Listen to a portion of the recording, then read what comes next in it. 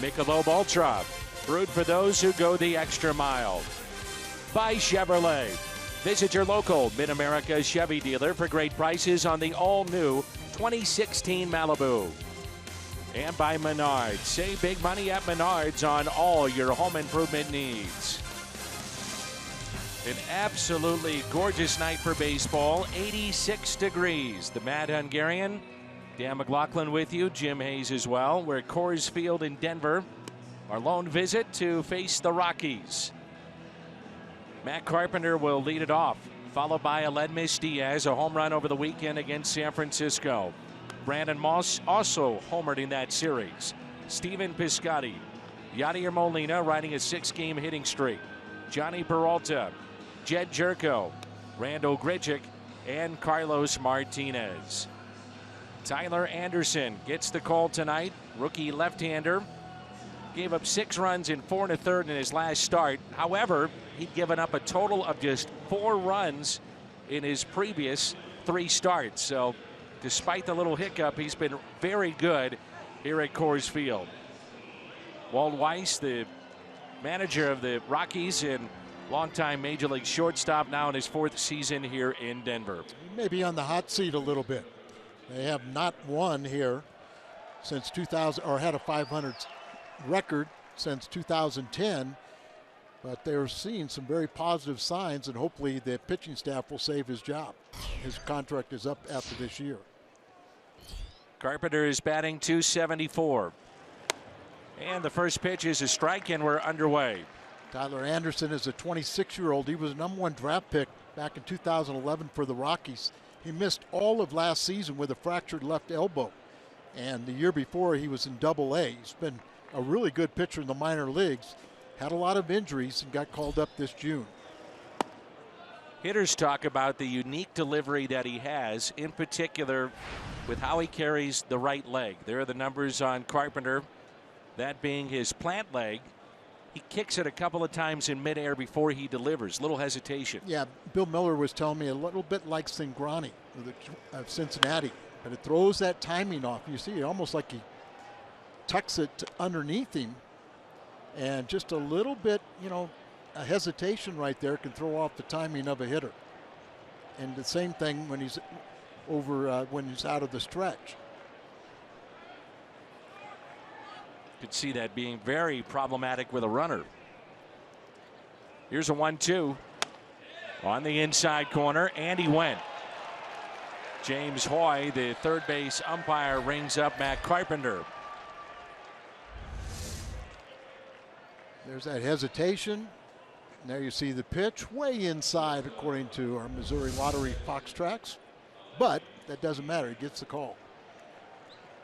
Here's ALEDMYS DIAZ hitting .307. He's popped 16 home runs, driven in 61. 2 home runs since he's come back to the active roster. And boy, was the second one a big one. Over the weekend at AT&T Park in San Francisco. Good changeup. Yeah, he's got a really good changeup, Dan. And the fact is, you know, you talk about that 3.65 ERA, but it's 3.05 in this ballpark where he's 5-1. Here's a 1-1. Diaz breaks his bat, slowly hit and spinning and throwing. It's Anderson to get Diaz. 2 away.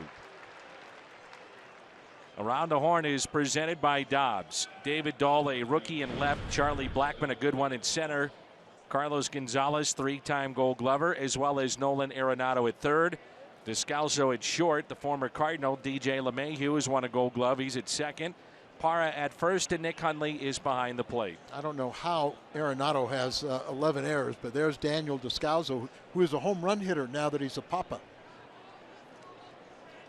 Just had a brand new baby, and they are attributing the power to the baby. And apparently he's gotten 2 home runs since coming off paternity list, and they say it's papa power.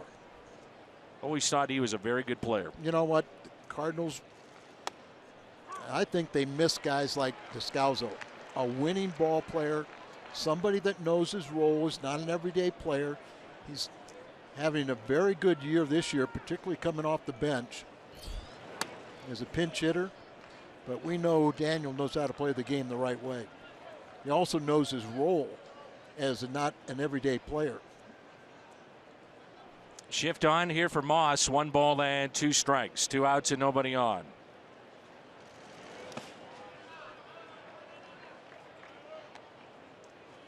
Mets trailing in their game at home to Atlanta. It's 5-2. Syndergaard 3 2/3, 5 earned. Freddie Freeman is 2 for 3 with 3 RBIs thus far. San Francisco at LA later tonight. The 2-2.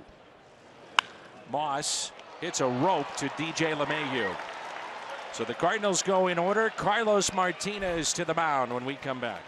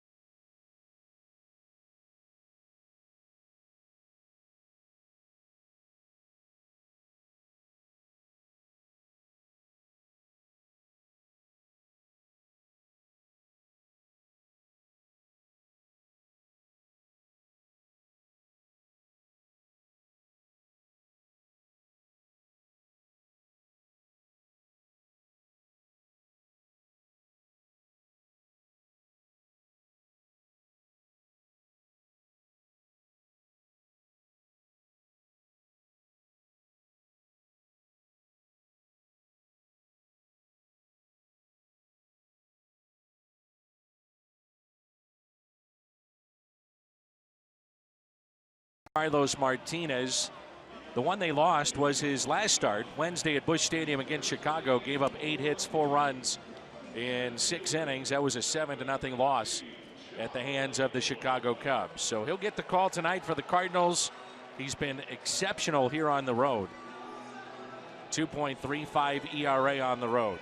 Here's Charlie Blackmon, followed by DJ LeMahieu, then Carlos Gonzalez, Nolan Arenado, David Dahl, Nick Hundley, Gerardo Parra, Daniel Descalso batting 8th, and the pitcher Anderson 9th. Danny, I know you think the first 4 in this order are the best in the National League. It's hard to argue, and then think about Trevor Story, the great story at the beginning of the season. Still no National League shortstops hit more home runs than him. And he's been out, what, 5-6 weeks? This place always makes me nervous. And then you mix in these very good hitters the Rockies have, and can make for some long nights. 0-2 on Blackmon. The Cardinals finally found a way to get him out. He was 0 for 12 in the series earlier this year at Busch Stadium against St. Louis, but still hitting .344 in his career against the Cardinals. And a swing and a miss. Nasty stuff there at 98 for Martinez. That ball just ate him up inside. See, Yachty set up inside, and look at that ball down and in. I don't know if he kind of felt like a self-defense swing, thought it was going to hit him in the kneecap, but a good start for Martinez. He's got great stuff. DJ LeMahieu is tied top the National League in average with Daniel Murphy at .348. First pitch taken for a ball. He's hit .390 here at home, .303 on the road. I think you always have to look at the splits with the Rocky hitters. Yes, you do. And sometimes it is a unbelievable differential, but there you see how close they are in the batting race, and also just a tremendous defensive second baseman. 2-1 the count. He was part of a deal, a 4-team trade a couple of years ago that kind of flew under the radar. He was with the Cubs, wasn't playing all that much, and a chance to play here with the Rockies. I remember when he first came over here, you really didn't think much of him. At all. You said, well, okay, maybe he can field a little bit, but the way he now is hitting the ball along with his fielding, you got a really good player. High strike, catches the top of the corner. Ian Stewart went to the Cubs. He played in 55 games. He's currently at AAA Syracuse with Washington, and LeMahieu is here now with the Rockies. That was a lot better pitch than what it looked like. Jim Wolf was our home plate umpire. And that misses low and outside. 1-out walk. Cardinals defense, Moss in left, Grichuk, a lot of ground to cover in center, and Piscotty is in right. Peralta, Diaz, Jerko, Carpenter on the infield. Yadier Molina is behind the plate. And that's the one thing that Martinez or any Cardinal pitcher, you can't walk people in this ballpark. Even with the humidor, the ball still will carry, and it's such a spacious, great big outfield that is just made for extra base hits and home runs. Brings in Cargo, 5th in the National League in RBIs with 99. Fastball and a strike. Here's what I mean about the splits. If you look at 2014 through this year, Gonzalez is a .315 hitter at home. Road, .214. Yeah, and that is sent up red flags a lot of time when people have talked about trading for it, including the Cardinals. Yeah, no doubt. I mean, he's a free agent to be after next year. They feel he is the piece, though, the cornerstone of this franchise, the veteran presence along with ARENADO, and many believe he will stay here. Wouldn't you take less money to stay here and pad your numbers? Put up numbers like that, be comfortable. A little bit low at the fastball at 97. And you're now playing first base with Mark Reynolds, who was hit by a pitch yesterday and broke his hand. Dan, he broke the hamate. You know, he was supposed to be out 6 or 8 weeks for that. Came back 19 games later. He'd still be on the disabled list for the first injury and wouldn't have been hit yesterday and re-broke his hand. I don't remember Gonzalez staying and putting himself this far off the plate. Look at where he's positioned at the plate. I shall look. Way back in the box, but you're talking about away from home plate. Right. A lot of times guys will do that because they want to be pitched away.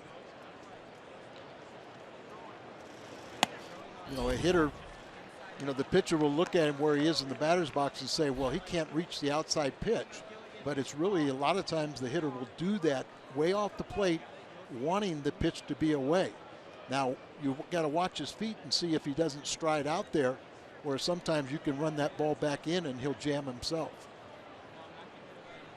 3-2 pitch. LeMahieu is running, and it's back-to-back walks. Oh boy, now you got ARENADO. Nolan ARENADO hitting .293. A league high 38 home runs. A league high 123 driven in. Yeah, the 123 is major league leading, 38 home runs. You know, Martinez only 1 walk in his last 2 starts and already 2 tonight. Yeah, you just can't do that. And a lot of these guys have pretty good numbers against him.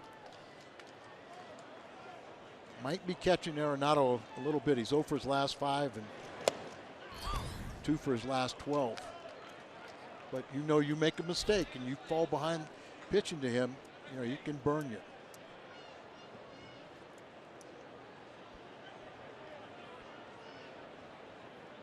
Hit a home run yesterday about 440 feet. Pops it up to the right side. Carpenter giving chase in foul territory, and it's out of play. Earlier during batting practice, there was a ball that was hit right there. That was a concession stand that was open. It has glass underneath those shutters. Holiday hit one on the fly and shattered all the glass up there. So they had to clean that up and shut it down. ARENADO put one in regular play, middle of a game up there yesterday. But the thumb still hurts. Shall we say the swelling continues? Here's the 0-2. Tapped foul. And Dan, you know, Holiday, who was here, what, first 5 years and was traded for Cargo, you know, to Oakland. But, you know, his numbers are just silly in this ballpark. Holiday is a career .361 hitter at Coors Field. The power numbers and everything else are right there with it. Understanding he will not be activated, doesn't look like, off the DL for this series. After that batting practice, can we reconsider that? Yeah, and the numbers that he's put up here. He's Holiday at Coors Field, .361 average, .427 on base percentage, and a .656 slugging percentage. 3 Silver Slugger awards, 3 All-Star berths. He came out of the chute as a great young hitter.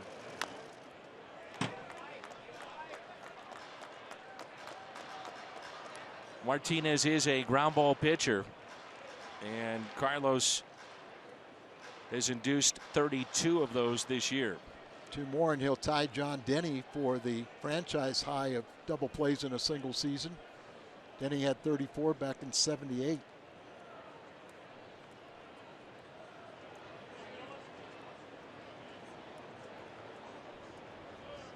The 0-2. It's the ground ball again. Good battle here, 2 of the game's best, Martinez and ARENADO. And you know, a big part of Martinez's success this year is what he's done against right-handed batters. He's really done a great job of containing them. Very low slugging percentage, only a couple home runs, and he needs the double play ball here. The Rockies as a team, .279 their average against those right-handed pitchers, second only to the Red Sox. 0-2. ARENADO with a fly ball. He may not see it, does he? Initially, I don't think he did, but now he makes the catch. This time of night here in Denver especially, very tough to pick up the ball. Right, and of course it is getting darker earlier, so it won't last very long. They are 6:40 starts here locally. Next year they will be pushed back to 7:10. And in the middle of the summer, first or second inning, you get a runner at first and a pitcher throws over. A lot of times the first baseman can't see it. Can't see. You know, the stands in left field, it stops and the sun is setting right over that the end of the left field bleachers, and it blinds that first baseman. You're right. Rockies really like what they've got to see early on in the career of David Dahl. 17-game hitting streak to start his career. Longest by a rookie since 1941. And he was the #1 draft pick out of an Alabama high school in 2012 for the Rockies. Left-handed hitter, you know, hit for the high average. They like him, particularly when left fielder is throwing arm. Hits it sharply past Diaz and into center. Run will score, and it's 1-0 Colorado.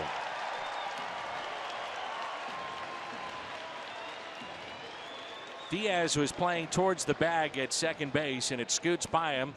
And a 2-out RBI base hit by Dahl. He drives in his 21st.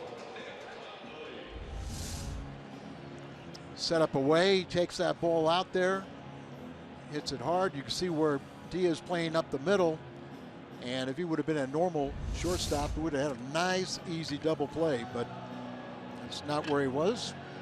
He didn't need a double play with 2 outs, but so it brings in the catcher, Nick Hundley, who's hitting .259.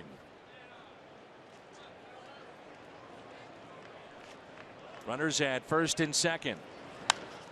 Strike 1. Ballpark, in terms of the Cardinals' perspective, players were just raving today about Alex Reyes and the job that he did yesterday afternoon in San Francisco. Oh, he's a 20-year vet. He looked like it. He did. I was very impressed with him. Just everything about it. And it was the first time we saw him back off on the velocity like Martinez. So, I mean, he was out there throwing more than 95. He had much better command and control. And boy, he just looked like a veteran, and we know he's going to be in postseason in the rotation. Here's a 1-1. 97. There's a look at Alex Reyes. Colton Wong there pictured on the right with the lefty going tonight. Wong on the bench. The Giants twice had runners at third base, less than 2 outs, and did not score. And Dan, you see the 4 hits allowed. 3 of them were infield hits. You know, a couple swinging bunts. 1-2 pitch. This is as hard as Martinez has thrown in a first inning in quite some time. That pitch at 99. Normally, but Martinez really has a free and easy time in the first inning. It's the first time he really has struggled in quite a while. So this would be pitch number 30 of the first inning.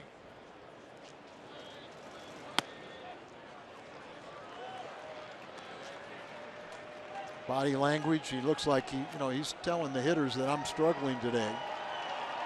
Can't slump those shoulders. You got to present that positive image that you want to attack hitters.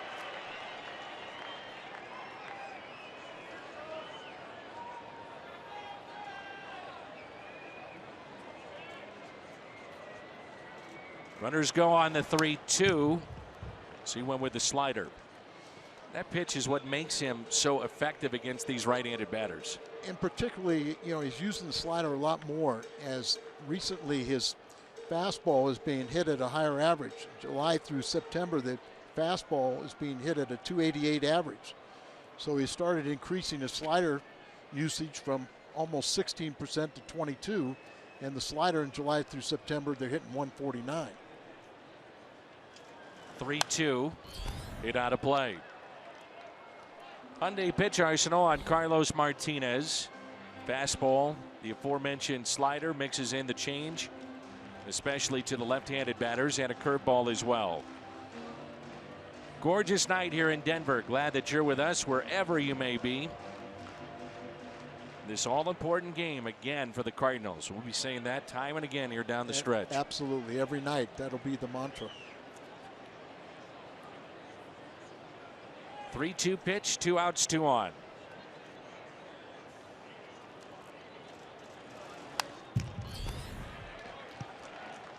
One thing he's not getting here in the first inning, swings and misses. Yeah, it's a good. I was thinking the same thing. But right now he's trying to figure out a way how to get out of this inning and hopefully regroup. But often you don't go long out here. The high altitude kind of wins you a little bit. You got to pace yourself.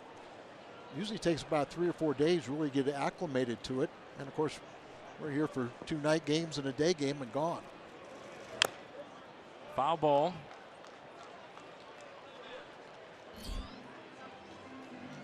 Cardinals on pace for 49 road wins.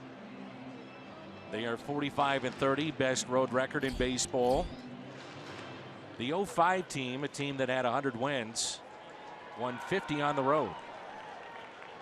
Team that eventually lost in the league championship series to Houston in 6 games. How about 04 when was it 105 victories, wasn't it? Had to be good on the road and at home. 3-2 pitch, ground ball that's hit to Diaz. Rockies strand 2, but they pick up a 2-out RBI from David Dahl. 1-0 after 1.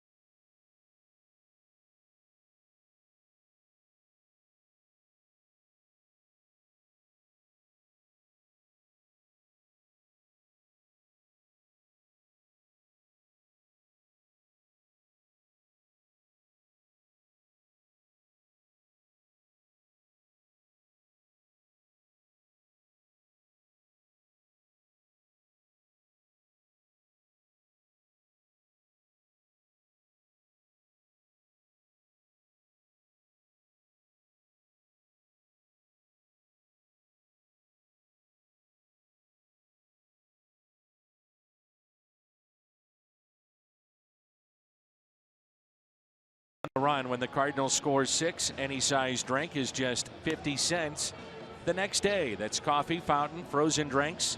When they score, you pour at your nearest on the run. You earned it. Beautiful night here in Denver.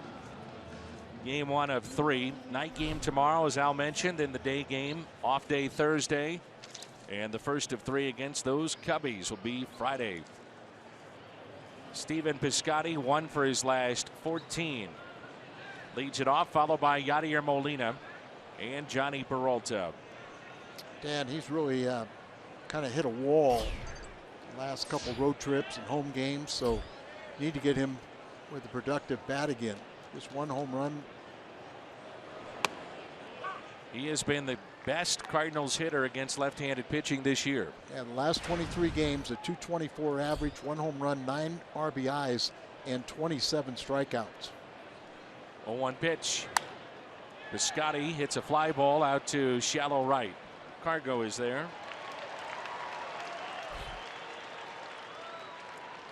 Let's take a look at Al Raboski's Toyota keys to the game. Well, you can't score enough in this ballpark. You got to score, and that kind of leads you to getting into their bullpen early. You know, they're starting to get real good starting pitching. They're feeling very comfortable about their starters. They're starting to build a staff of ground ball pitchers. They're all young, but you've got to get into that bullpen. Everybody's Achilles heel. And a strike to Yadier Molina, riding a 6-game hitting streak. Went 5 for 12 over the weekend against San Francisco. Had the huge walk in the comeback in the 9th inning on Saturday.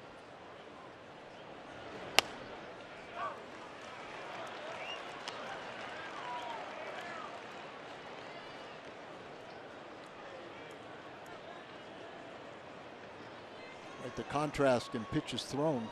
It's 2 starters. Only 16 for this lefty, Tyler Anderson.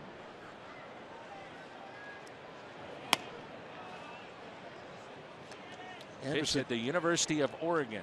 Yeah, he's just won 1 of his last 7 starts, but he's pitched very well in those times. And particularly when he's here at home. Picks up his 2nd strikeout.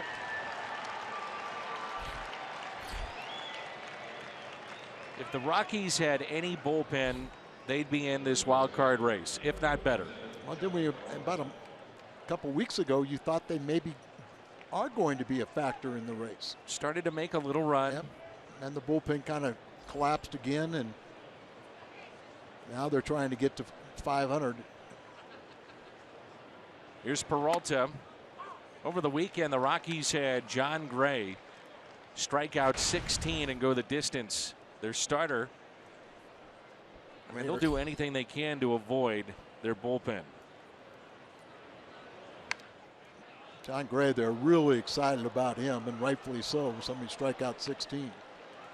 It's a franchise record previously held by Darryl Kyle, who struck out 14 for Colorado back in 1998. It's also a Coors Field record held by Randy Johnson, who struck out 14. Tapped foul. Chris Maloney with the play, third base coach. Peralta had the pinch hit single yesterday off the wall, and that made it 3-0. The Cardinals held on. And the Rockies selected John Gray in the 2013 draft. He was the 3rd overall. So they thought they were getting a good one. He's only 24 years of age. There he is right there. You see 4-hitter, shutouts, 16 strikeouts, no walks. 95 to 98 with his fastball, a wipeout slider, curveball, and a changeup. He actually struck out 4 in 1 inning. Inside corner and a strikeout of Johnny Peralta. That's 3 for Tyler Anderson. 1-0 Rockies.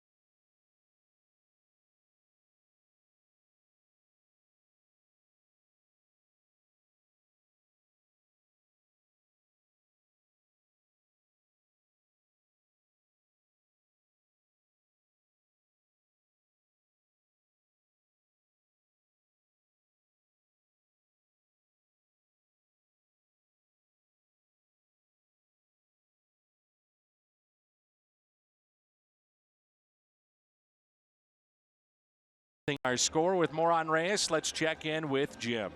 Dan, Alex Reyes couldn't have been more impressive last night. 7 scoreless innings, used all his pitches while keeping the Giants totally off balance. There were several Cardinal veterans marveling at what they saw. Even today, Adam Wainwright told me, quote, I told Reyes if he's going to keep throwing 91-mile-an-hour changeups, he has to keep saying no offense every time he does it to guys like me who don't think it's easy to do. He's a special talent. Brandon Moss told me he was making really, really good hitters look silly. He said you don't see that from young pitchers. So, Dan, a lot of praise from the veterans for Reyes. Yeah, and I know, Al, you were commenting on the pregame show in particular when we were doing our hit. The changeup is what really stood out for you. Yeah, it really did. I'm trying to think. I think he threw 22 of them, had like 14 outs with it. But it was just how well he executed the great arm angle and just finished the pitch being down and away and unhittable, or if they did, they were the swinging bunt type. They really weren't driving the ball, and sometimes you want to see what happens when a guy has a little adversity, and he created a tough situation with his own throwing error. Put runners at second and third. The tying runs in second and third and 1 out with Pence up, and he just blew him away. The strikeout of Parra, the second tonight for Carlos Martinez. Let's hope Carlos now has kind of found it a little bit. Sometimes you get out of that first inning, you can regroup, and then all of a sudden you can smooth sailing. I think we're going to have a little big strike zone today. It's up to the pitchers to take advantage of it. Brings in Daniel Descalso. First pitch, a strike. Descalso has played third base, second base, first base, and shortstop. It's his position here tonight. That pitch taken outside. Played in 529 games with the Cardinals, hit .243.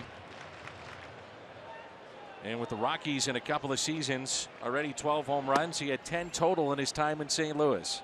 And as a pinch hitter this year, he's hitting .391.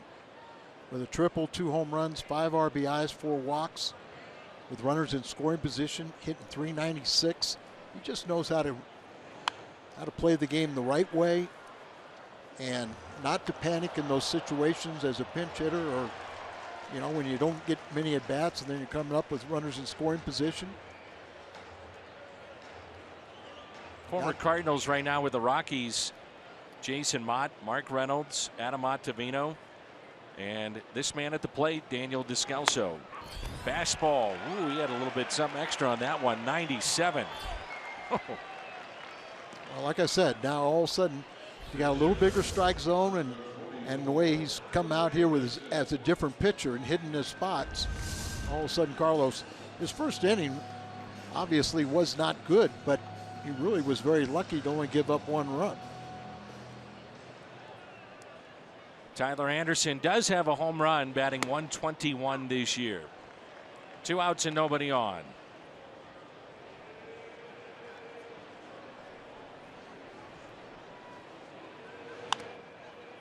Oh, 0-2.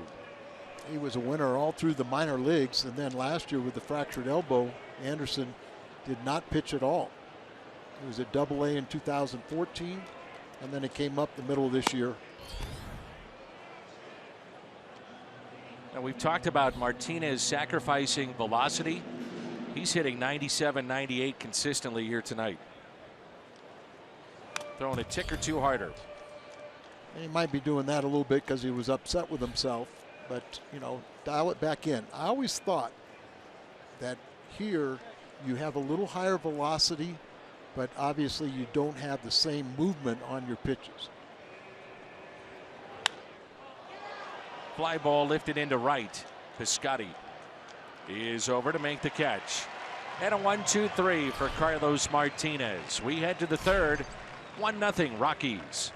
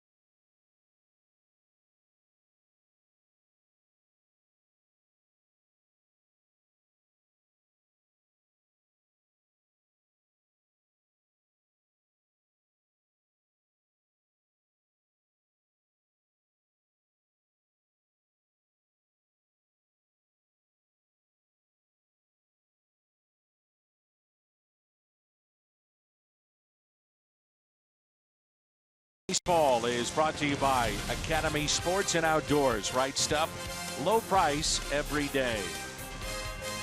And by your local Volkswagen dealer.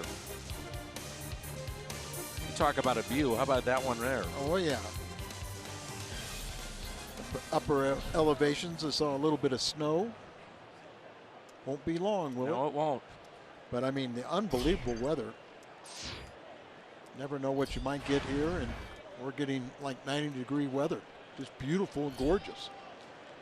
No humidity. The sun is so hot on you in the summers too. Walking around downtown today. Higher, you know, closer to it. Beautiful weather. Jed Jerko leads it off. 1-0 Rockies. And a pitch taken for his strike. You ever been up here in the wintertime, say like Vail? Oh, yeah. And then been there in the summertime too? I mean, it's just two gorgeous places. I like the fact that you can ski, and then 6 months later you're playing golf and it's 90. The same spot. Right. 1 ball, 1 strike. Jerko here, then Rando Grichuk and Carlos Martinez. Rockies picked up their run back in the first.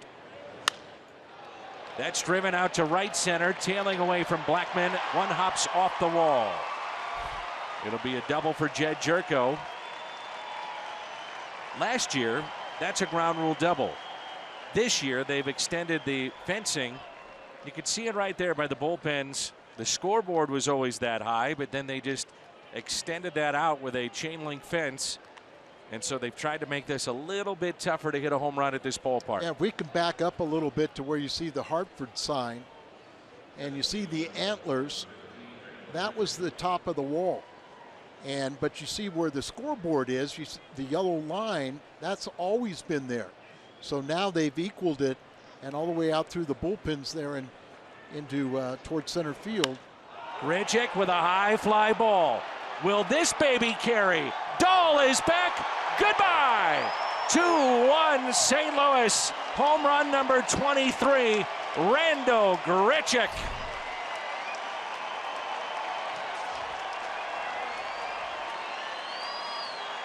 That's why we like Grichuk. That power potential. He's still a young hitter that you make good pitches, you get him out frequently. But if you make some mistakes and he's learning as a hitter, you hit his spots, he can hit it out of any ballpark. He set his 23rd home run, 2 more RBIs. He's up to 61, and there's the high fastball on the inner part of the plate. He just turns on it. Ball 1 to Martinez. So just like that, the Cardinals go on top with 1 swing of the bat. RBI 60 and 61 for Grichuk in limited time this year. His first home run set September 6th, but. Oh, and Martinez is hit with the pitch. It looked like right around the knee. A lot of Cardinal fans here, and they didn't like that at all. Chris Conroy of the Cardinals medical staff is there. Also Adam Olson. Yeah, you just don't like to see your pitcher get hit.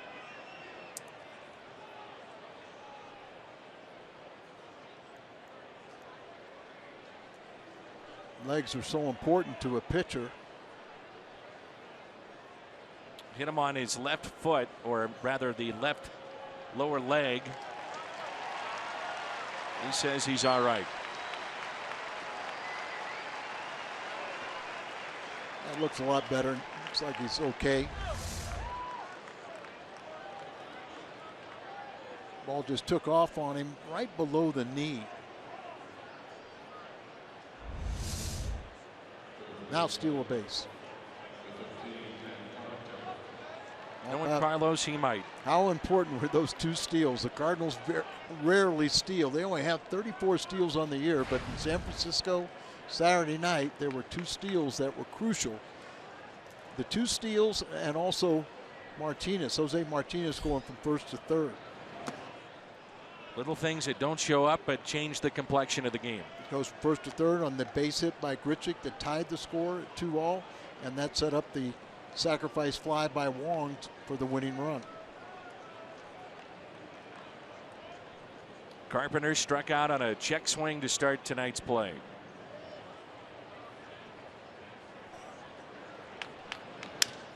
Breaks his bat, little floater, that will drop.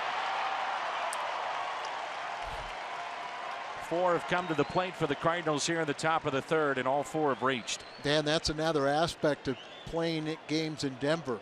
Outfielders have to play so deep because the ball will carry about 10% further, and then you have a lot of balls that fall right in between, you know, beyond the reach of an infielder going out and an outfielder coming in.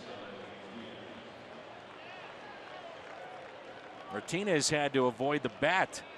How about, he never looked down at all. He saw it in his peripheral vision. Now ALEDMYS Diaz with runners at first and second. The humidor, by the way, was introduced in 2002. In 1999, this ballpark saw 303 home runs. They've seen the 6th most home runs this year, 201. Look where Dahl is playing, the left fielder. He doesn't know about Diaz's power. 303 home runs in 81 games. Isn't that incredible? I'd venture to say it's at least 40% Cardinal fans here tonight. Oh, yeah. A lot of red out here. Always has been. The reach of KMOX, you can pick it up clear out here in Denver. And so for the longest time, they didn't have Major League Baseball. They did have minor league baseball. But if you wanted to listen to a Major League game, it was the Cardinals. Well, at one time, the Cardinals were the furthest team west, the only team west of the Mississippi. Fights that off, and a soft liner that's hit to LeMahieu. Diaz is 0 for 2. Next time you're looking to grab seats, get the StubHub app. Not only will you find seats you'll love whenever you want, you can find the best seat for your buck when you sort by the best value. So get the StubHub app today. Denver was a great minor league city, and they used to have promotions where they would, you know, there were times playing at Mile High Stadium that they'd have 75,000 there, and tried to tell Major League Baseball that we can draw. Major League Baseball resisted coming here for 20 years. Moss gets underneath it on the first pitch. Infield fly, catch made by LeMahieu for out number 2. But they used to resist coming here because they said they would never draw. People from the other side of the Rockies wouldn't come here. And yet, those early days, they were having 4.5 million fans come through the turnstile, and they found that they've got a state region like the Cardinals Nation that they draw from. And the second highest ticket base was on the other side of the Rockies. You know, what was it, Colorado Junction? Or west of Grand Junction, west of the Rockies. That's where they had the second highest ticket base, where they come all the way through the mountains to come here and watch the Rockies baseball.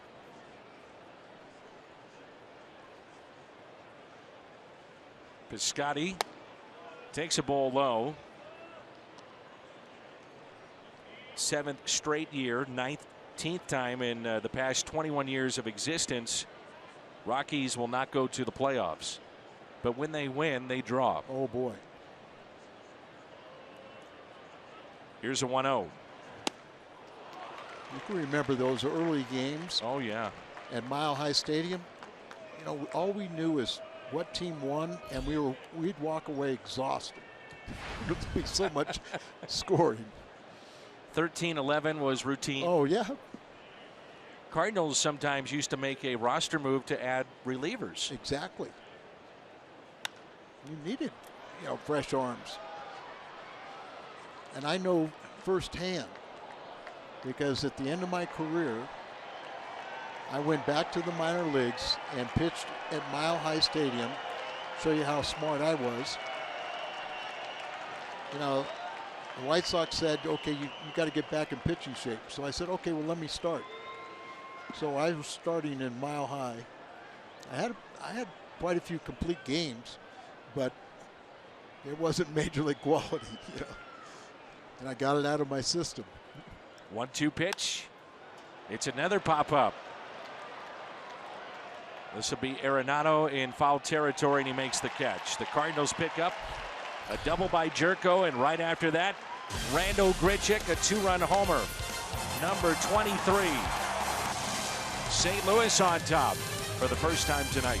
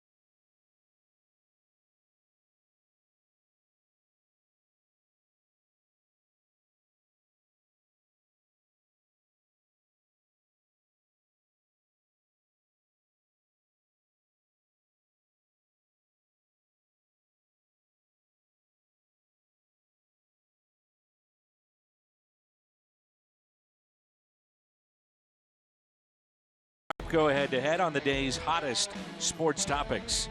Undisputed with Skip and Shannon weekdays at 8:30 only on FS1. Officer Fleming is here, the Baldwin Police Department. He was hurt in the line of duty. Many know the story. And great to have Officer here with us. And let's get him a Cardinal victory here tonight.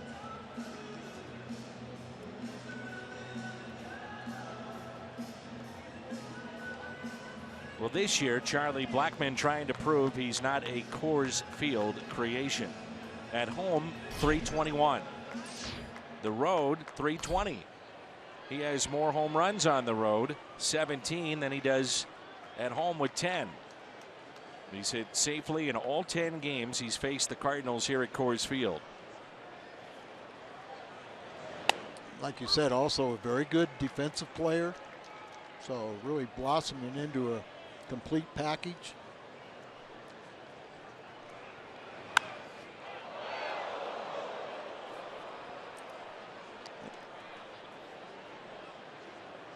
The BJC Healthcare difference maker, looking at Matt Carpenter and Charlie Blackmon, the comparison between the two leadoff men. Blackmon, by the way, made his debut 3 days after Matt Carpenter made his debut in 2011. And that is strikeout number 4 for Carlos Martinez. Twice he's gotten Blackmon. And after Blackmon in the first inning, things took a long time for Carlos to retire the Rockies. A couple walks and a base hit.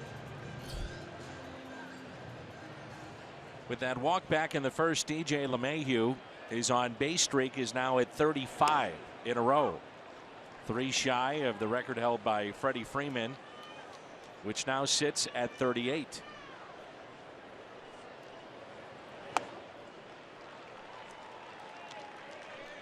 Carlos, with one more out, will have a career high in innings pitched. Remember last season, his first year in the rotation, they shut him down about this time of year. 0-2 pitch.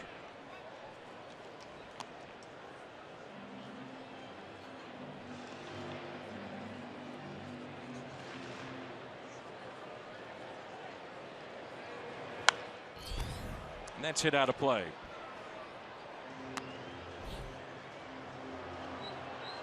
Chris Maloney's setting the defense. He's got the outfielders, so this could be a couple of sleepless nights for him in this ballpark. The center fielder, there is a lot of responsibility anyway. But then you mix in Coors Field, the way the ball carries and how spacious it is. It's 375 to the gap in right center, 390 in left center, and 415 to dead center field. And you remember the Rockies in the early years, they were just trying to figure out. They had big sluggers out there in the outfield that were pretty stationary. Then they went to the Jackrabbits to play the massive outfield and trying to find some kind of combination. It's sharply up the middle and off the umpire and into shallow center field. Chad Fairchild gets a rocket off his leg. Shows you right there, you know, how hard the ball's hit, that it second base umpire playing in the outfield grass couldn't get out of the way of this hard hit ball. And if anything, it would help the Cardinals a little bit. I think Grichuk would have been able to get it over there and cut it off, but he slowed it up. But it brings up the point, though, Al, it's not just about the fly balls. You get a line drive in the gap just over a second baseman or a shortstop, that will carry all the way to the wall. That's why this ballpark, you know, is conducive for home runs, but also doubles and triples. They have 45 triples.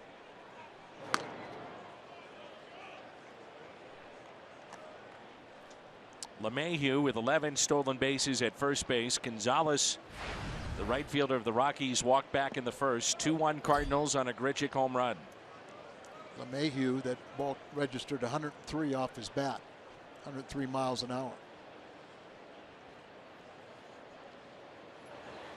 That's to the backstop, and it's back to Carlos Martinez.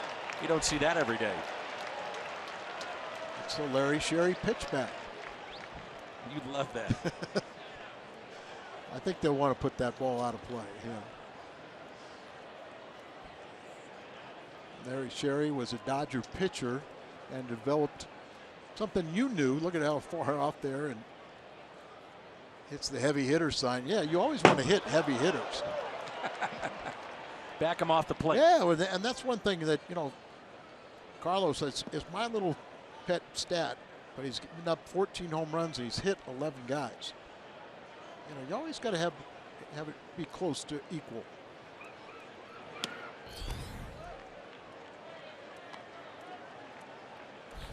Two balls and no strikes.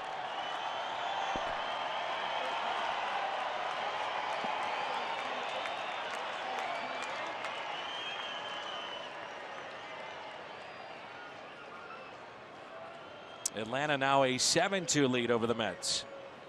They play in the 7th. Liner that's caught by Diaz. 2 outs. The wild card, the Mets are up by a game over San Francisco. San Francisco is up by a game over St. Louis. That was a game started by Noah Syndergaard. The Mets have been the hottest team in baseball coming into play tonight. They had won 20 of their last 27. And they keep on losing starting pitchers and marquee guys.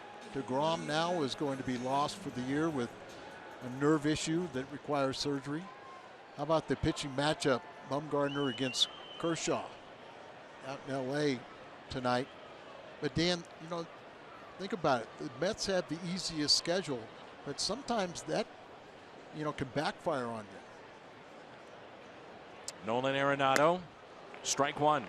You know, all of a sudden the Mets fans saying you're playing the Atlanta Braves, one of the worst teams, and if they beat you, you know, how can you let them beat you? You're in the middle of a pennant race. You aren't very good.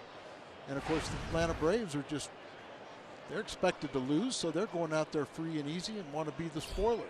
Their whole season now is to start knocking off playoff caliber teams. 0-1. As it was told to me over the weekend by those that follow the Giants closely, and they were swept by San Diego, they said they had not seen the Padres play that well or that inspired all year. Sure. And of course, Padres came in here and got swept by the Rockies. So, you know, the Cardinals are in a situation. The Rockies are 5 games over 500 at home, but 5 games under 500 for the year. That's hit up the middle. Racing in Grichuk. The throw will be cut off, and this game is tied. RBI number 124 for Nolan Arenado.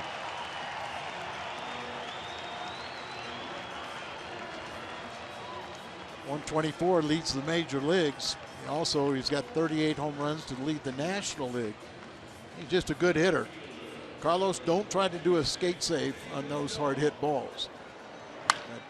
Thank goodness he didn't get the foot in the way or the leg in the way.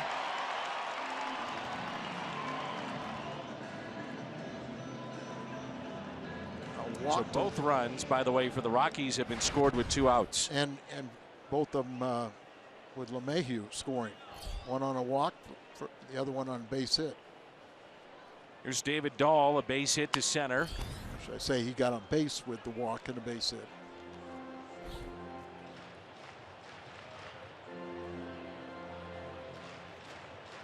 Twelve of the first 18 players were taken from high school in that 2012 draft, with this young man being one of them.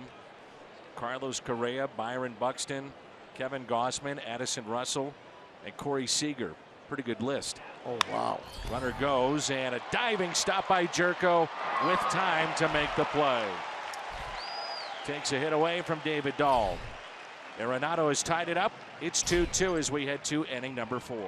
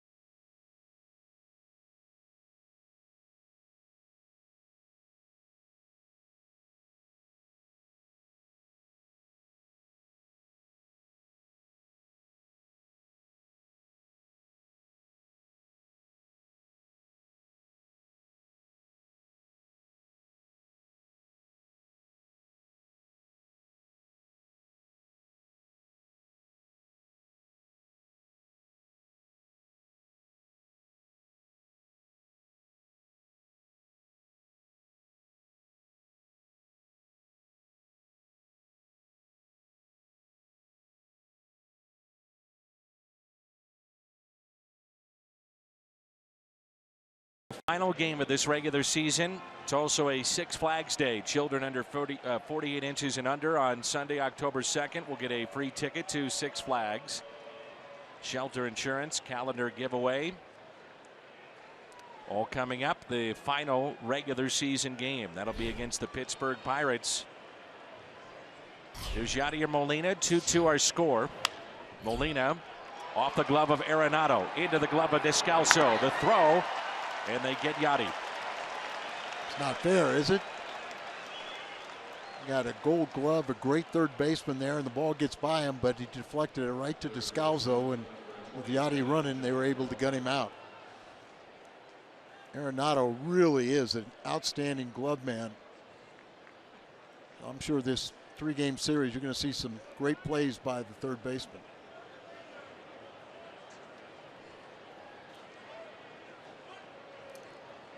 Here's Peralta. Struck out his first time up. Takes a pitch low. I've said it before. For my money, watching him play every day, Scott Rowland is the best defensive third baseman that I've seen. But I watch a lot of baseball late, and this guy at third is right there with him. He is something else. No argument. Even recently, Brooks Robinson was asked about him, and he paid him very high compliment. Baseball is such an odd game to where you have Noah Syndergaard pitching tonight for the Mets, and on the other side, you have got Aaron Blair. He's looking for his first win. He came in 0-6 with an ERA near 9. And now the Mets trailing 7-2, and that's in the 8th. And you don't think that crowd's going to be all over Syndergaard and the Mets going, you know, that's why I'm saying that sometimes it's easier to play teams that have something to play for. Speaking of which, the Chicago Cubs this weekend. Be interesting to see how Joe Madden plays that game and that series. Little flare into shallow right. That'll drop off the bat of Jed Jerko. He's 2 for 2. Yeah, I agree with you. I think it will be interesting. You know, obviously he's going to rest some guys at different times and use people in certain situations, but it'll be kind of interesting too because you got long enough time. He may go, say, I want to win all 3 games against the Cardinals. Randal Grichuk back in the 3rd inning, put the Cardinals on top with a 2-run homer. Rockies have come back to tie it up 2-2. A check on Jerko at first base. No steals this year. And Grichuk drove in Jerko, so let's do it again. Outfield is deep. Shade him a little bit in center towards the gap in right.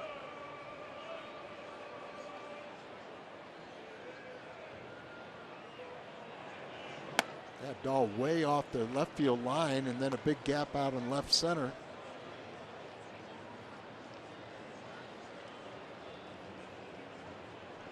It's a ground ball. They're expecting it to be on the left side of the infield. Here's a 1-0. Fouled back. That shot right there kind of shows you how big the outfield is because they are shading him towards center field. And you couldn't see the center fielder. So the big gap is between the left and center fielders. And then you see that pretty good size right there too. But it's not as big as it is in left center. 1-1 is hit sharply. Arenado. Look at this. Spinning, throwing, and offline just a bit. And Grichuk is aboard. Let's talk a little more about it. Tough play, though. Well, sure, it's a tough play, but it's one that I'm sure he expects to make. And if the throw was down, they would have had him. But Grichuk runs pretty good. Get out of the batter's box, and he's running hard. The spin looked like he may not have had the good handle on it, and that might have produced the high throw.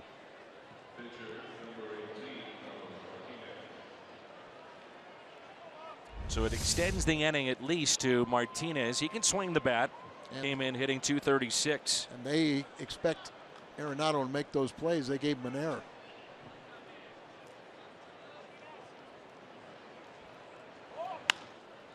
That's a fair ball. Past Arenado. Jerko will score. Here comes Grichuk. He will score.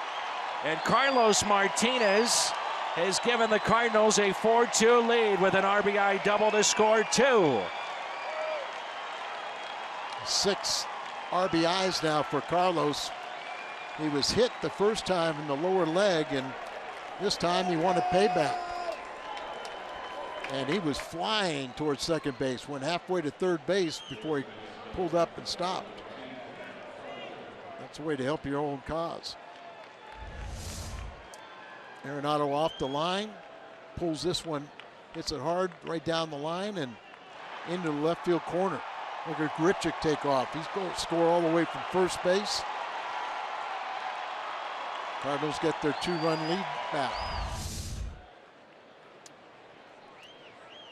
So here is Carpenter, and a fastball and a strike. The error by Nolan Arenado, just his 12th this year. That's a 3-time Gold Glover. Extends the inning to Carlos Martinez. And the Cardinals and Martinez make him pay. I told you, I said, how in the world did he have 11 errors? Yeah.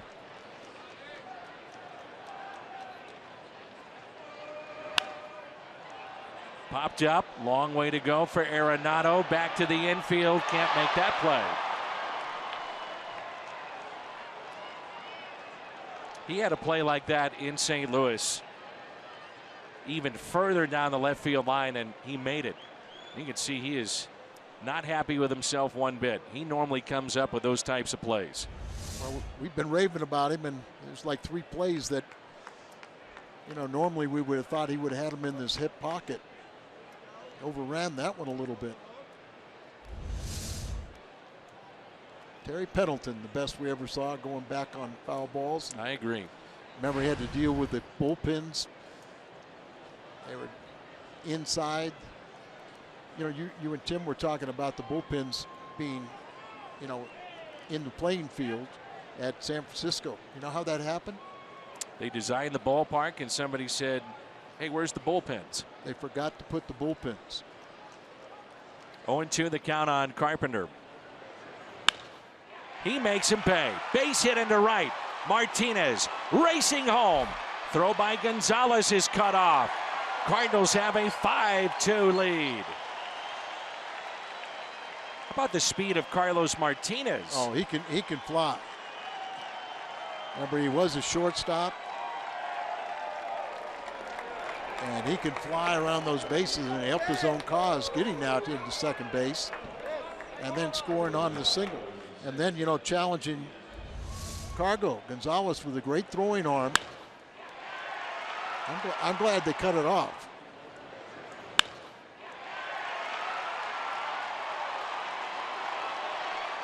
Comes flying around there and, you know, making a little joke out of that, but really it's serious here. You know, there is one piece of equipment that's down underneath before you go down there, and that's oxygen. You can get there. There's the oxygen right there. You can really get winded here just by exerting a little bit of effort.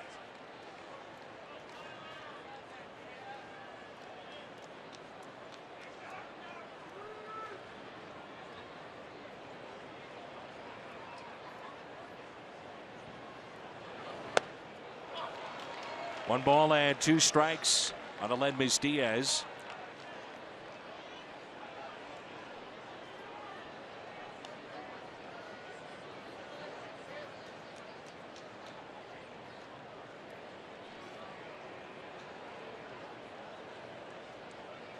Here's a 1-2.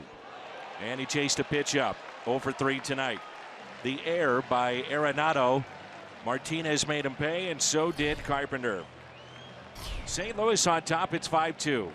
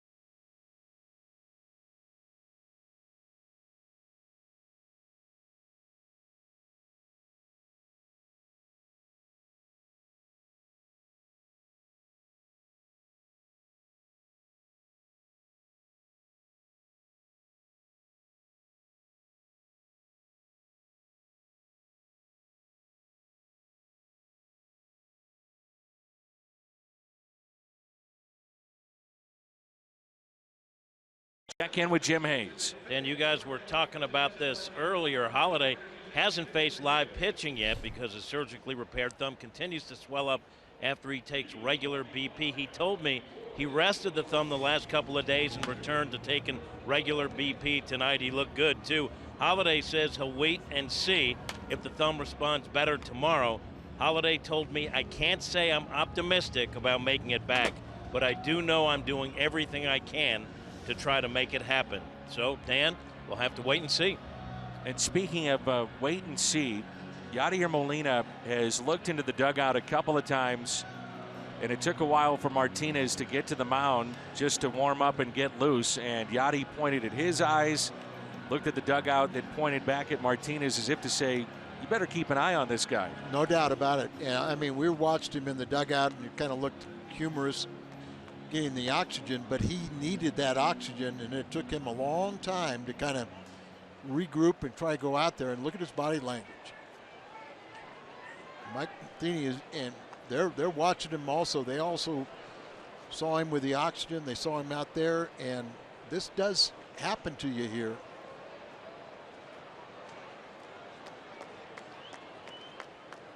Matt Bowman looks like he's going to get up and start throwing. Isn't that interesting? Almost looked like and we had a camera shot of him in the commercial break. He almost looked like he was sick to his stomach. Let's hope he's all right. You know, they talk about altitude sickness up here, you know, particularly up in the mountains, you know, called the Mile High City. Takes a deep breath, and so here we go. It'll be Hundley, Parra, and Descalso for the Rockies. First pitch. And it was only at 97. He's sick. You only wish you could be sick and throw 97. I do every night in my dreams. I'm sure. And more. Hundley grounded out to short his first time up. Slow tapper that rolls foul. So Martinez had the double that scored 2 and then was racing around third base to score on the base hit by Carpenter. And as you mentioned, he wanted to try for third base on that ball that went into the left field corner.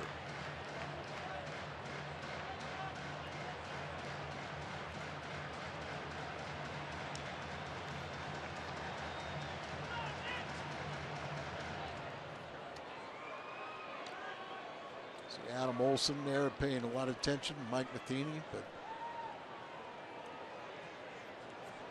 And the 0-2. Slider taken outside. Late break to it.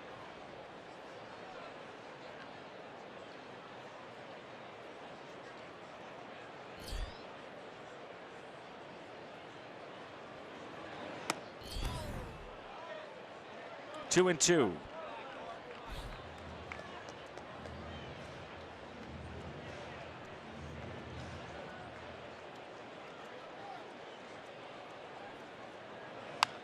Fastball again at 99.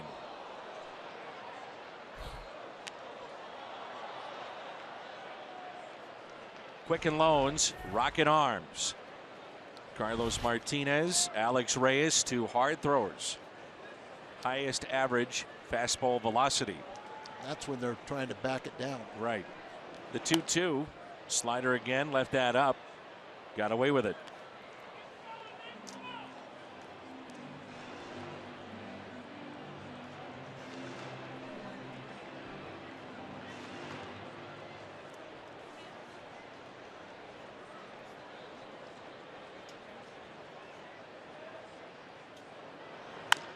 Ground ball that's hit to short, backhanded by Diaz.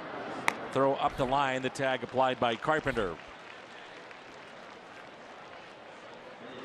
Martinez is at 75 pitches because of the first inning.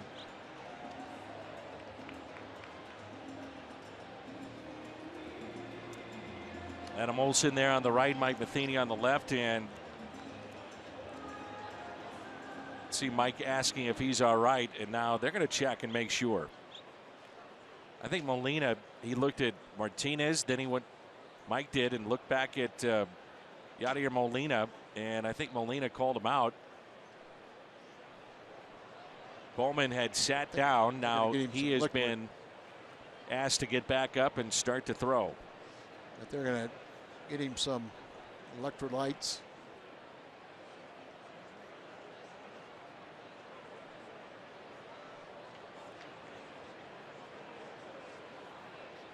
Now this will not be a charged visit. You know, normally you tell the umpire, but I think Molina had already notified Jim Wolf that, hey, we're going to check and come out with the trainer. You're not trying to talk strategy. Jim Wolf there, the home plate umpire. That is the brother of Randy Wolf, longtime major league pitcher. He could work the games that Randy pitched in. He just could not be behind the plate. He just did a safe sign saying that's no visit, official visit. So Bowman, it wasn't like he was getting hot. It was more just getting loose, playing catch out on the mound. So 1 out and nobody on. And the batter will be Parra, who struck out looking.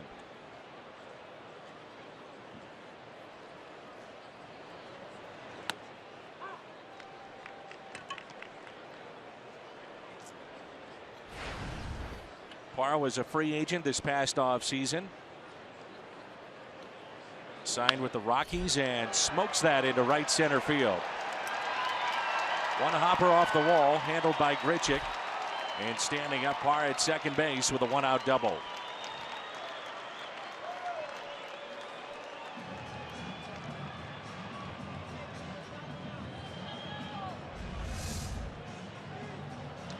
Pretty much right down the middle of the plate. Parra smokes it.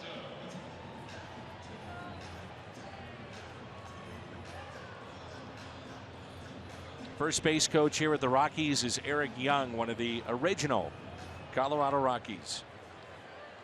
EY. There he is. So runner at second base. That's Parra, and DESCALSO at the plate. Struck out looking, first time up.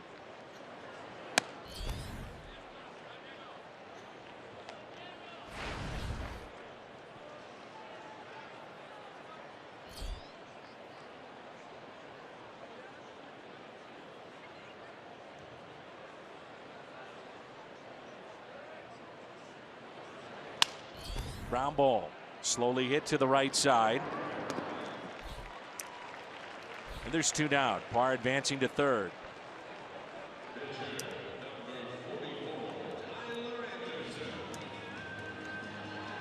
Brings in the pitcher Tyler Anderson, Arcia, in the driver's seat.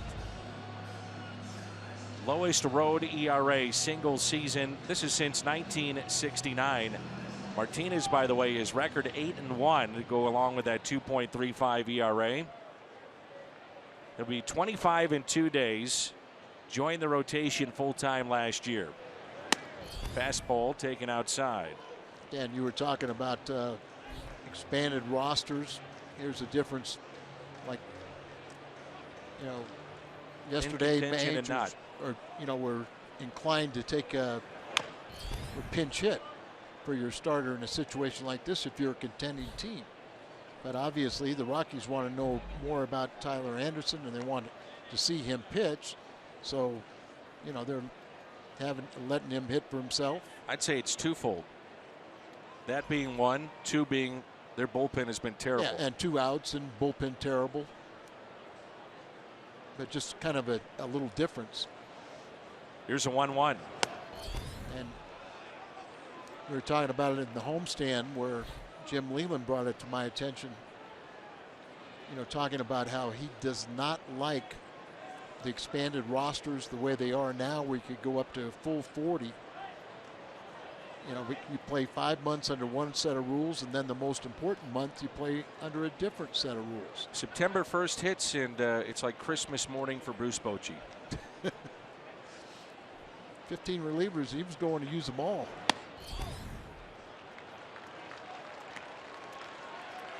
Well, obviously does not want to walk the pitcher here. He's walked 2. That was LeMahieu and Gonzalez back in the first. You got to respect everybody in the batter's box, but, you know, make him hit the ball. 3-1 pitch.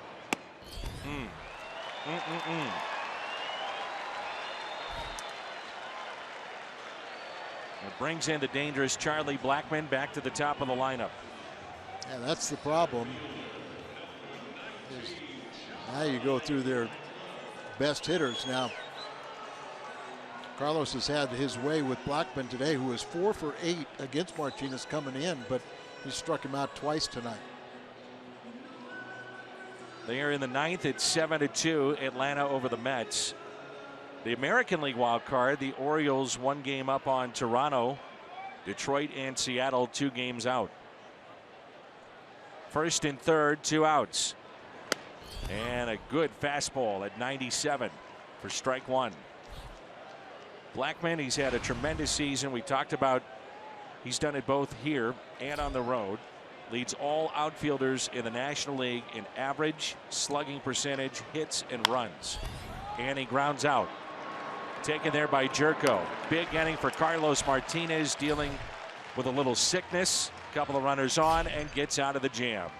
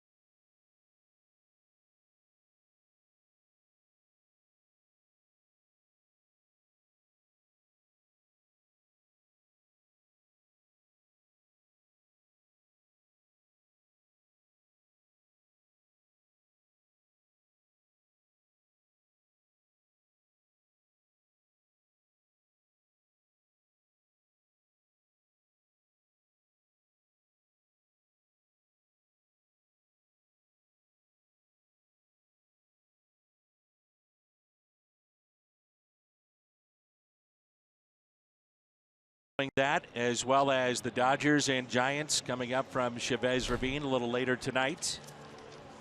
Brandon Moss leads it off for the Cardinals. St. Louis with the lead of 5-2. It's Moss, Piscotty, and Molina. Brandon has lined out and popped out both times to second baseman DJ LeMahieu. Fifth inning of work for Tyler Anderson. Three infielders on the right side. Moss is due to tattoo one about 2 decks up, I'd say. What do you think? Before this series is over, we may see one of those? I hope so.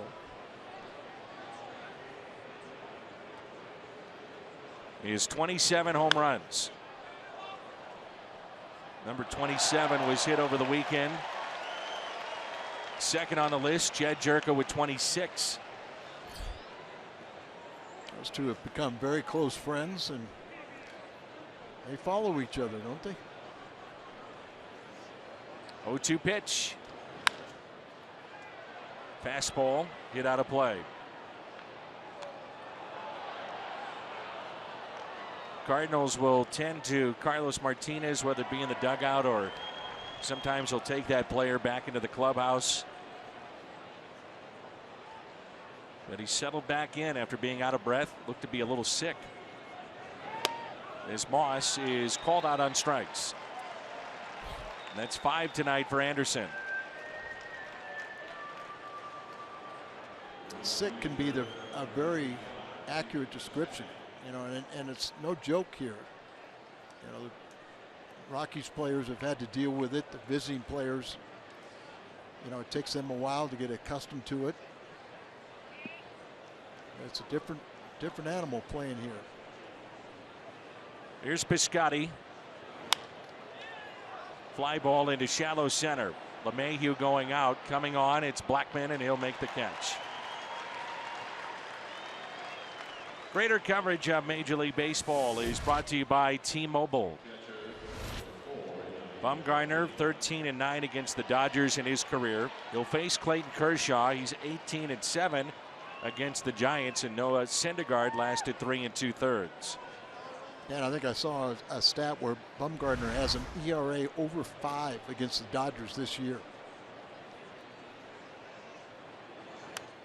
And having said that, you'd say, I'll take my chances, though, with him. Big game pitcher. No doubt. Won the World Series by himself that 2014.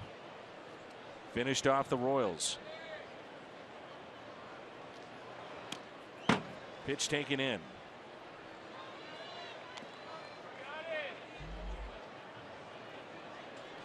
I think it's great that the Baldwin police officers and Officer Flamion are here tonight. Had a chance to meet with some of the players. There's a base hit into left center. A speedier runner, you might think that's a double. That's what we were talking about earlier at this ballpark. A ball that gets through on the ground like that sometimes can turn into 2. We'll just let Yachty stick to single. Ball up the middle there. Look at Snake out there on the grass. See Blackmon cut it off and get it back in quickly. You just want to see this end be a little bit longer to give Carlos a little more time to recuperate. Here's Johnny Peralta. He is 0 for 2.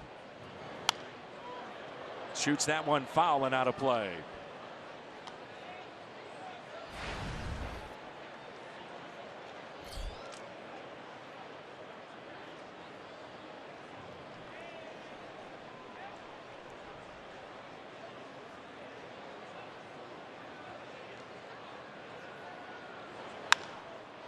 That's fair.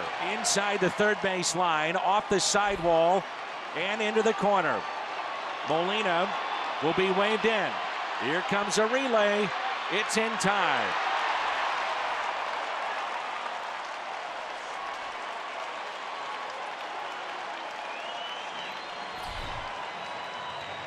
Initially, I think Molina saw it. It was bobbled by Dahl. And the Cardinals took a chance, and Yachty is gunned out at the plate. 5-2.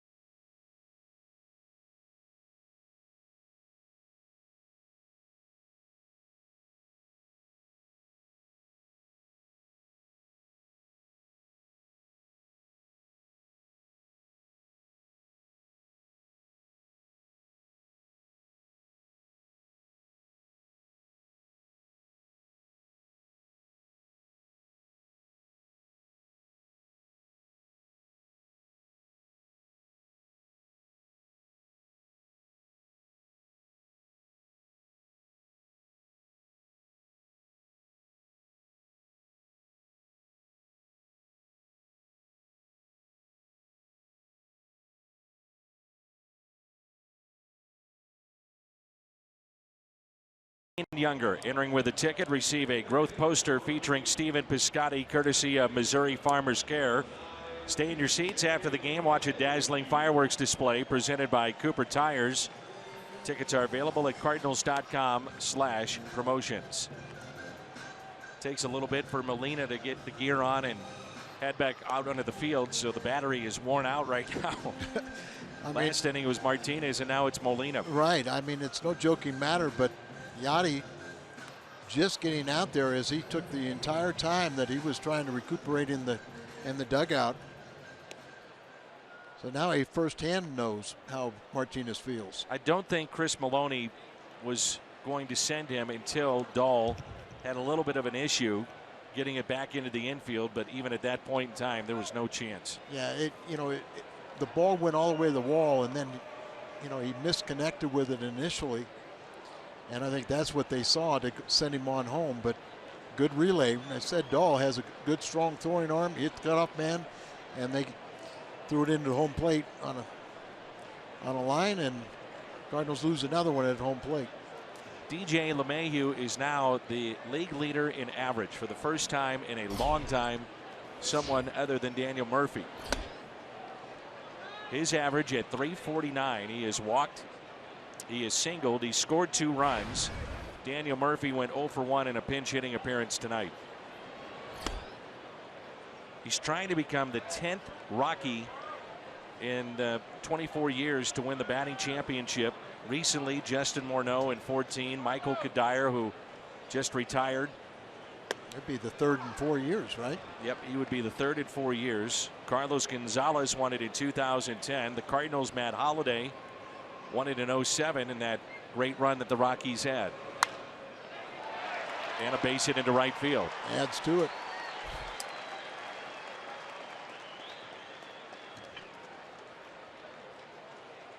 Leadoff man is aboard, and it brings in Carlos Gonzalez. But Matt Holliday always remembered here, not only for the great numbers he put up, but in that playoff push just to get in the playoffs, which then turned into a World Series appearance. They were swept by Boston, but his slide against San Diego. I was going to say, safe or out? What do you think? I still don't know. But he hit, what, 340 when he won the batting title? So here's Cargo, 0 for 1 tonight. First pitch is popped up. Long way to go for Peralta, Easy. and that's out of play. Easy, Carlos.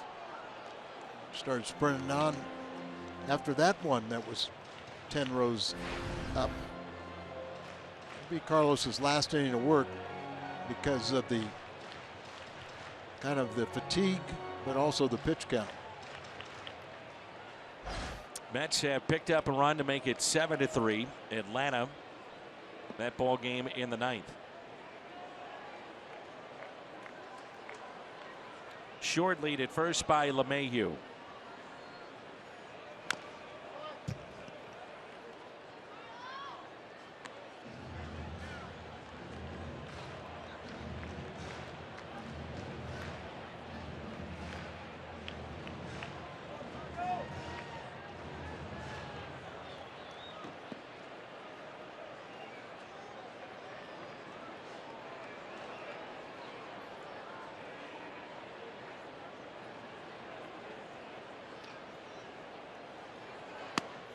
Just missed.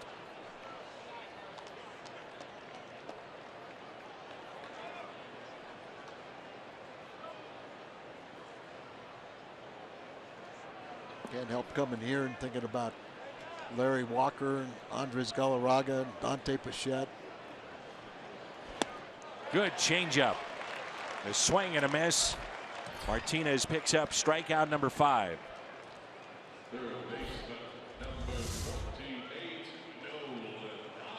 Really changed speeds well, but then the good location down and away. Hit her out in front.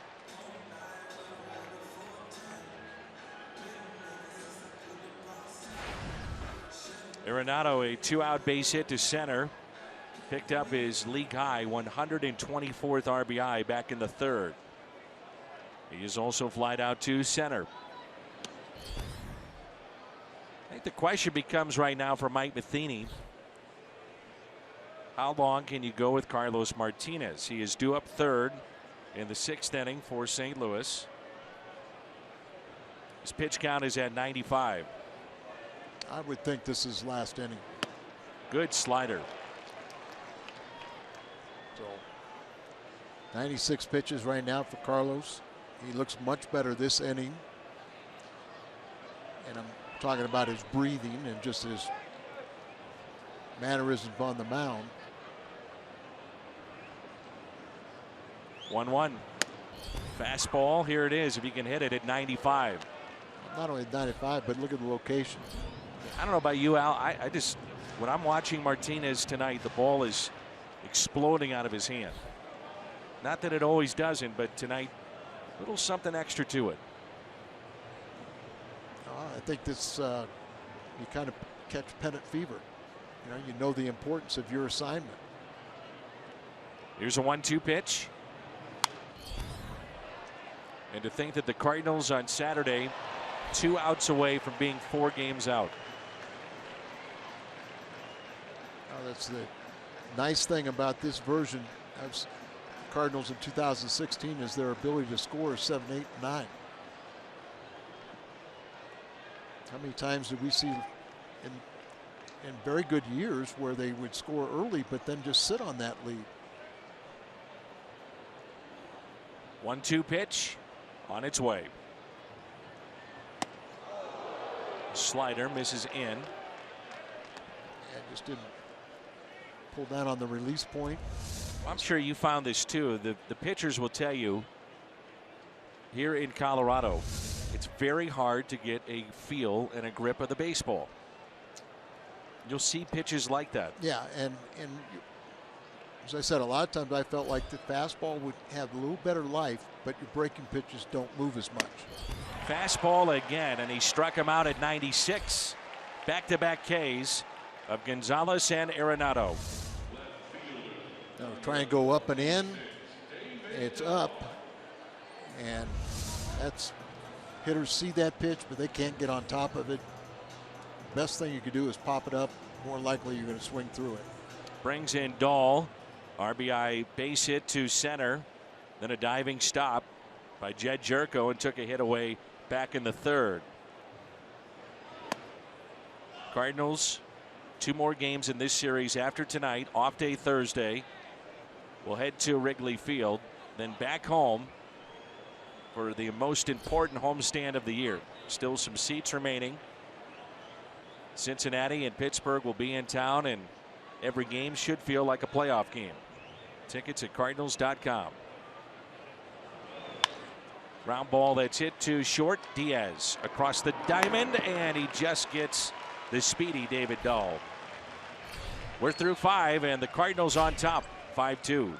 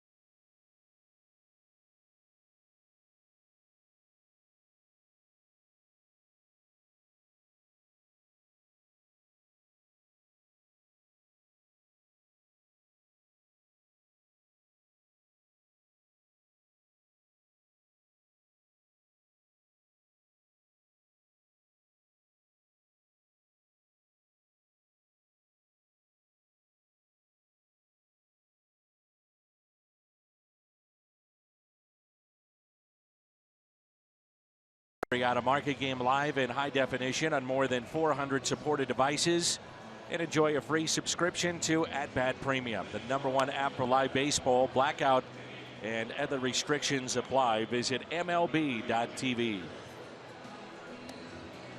But currently no one throwing in the Cardinals pen.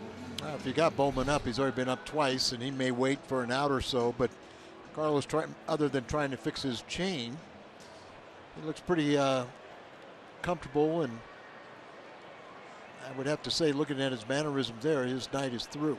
Agreed. And I would agree with it, too. Here's Jed Jerko. He's 2 for 2. 2 runs scored. A double to right center and a blue base hit into right. First pitch taken low. Inning number 6, 5-2 the lead.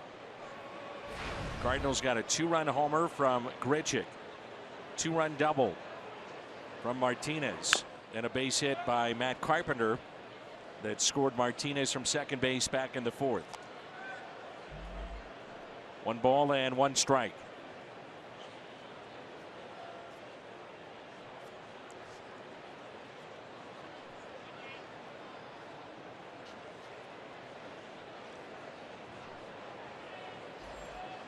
Anderson pretty efficient, only 68 pitches.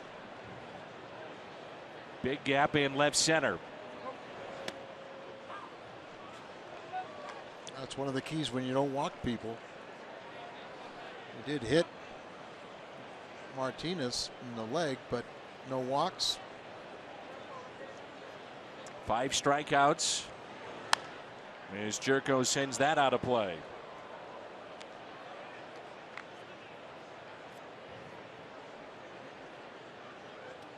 What's on Tap is presented by Budweiser. Wainwright against De La Rosa tomorrow. Couple veterans.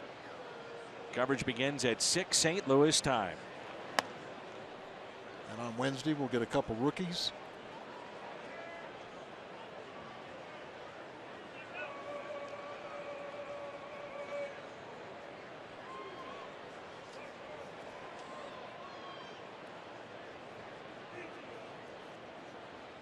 The 2-2. Off the end of the bat into center, but that carries to Charlie Blackmon.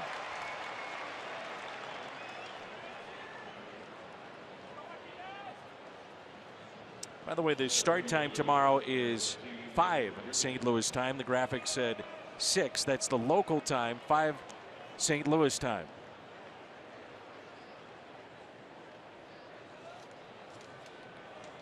Randall Grichuk, a 2-run homer back in the 3rd. Reached on an error and scored in the 4th.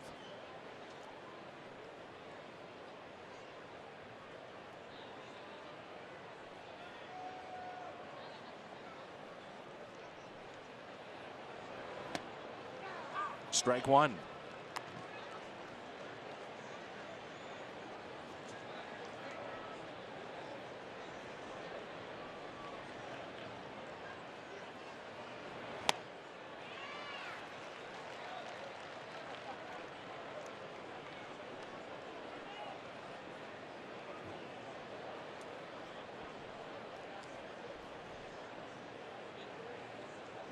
Here's the 0-2.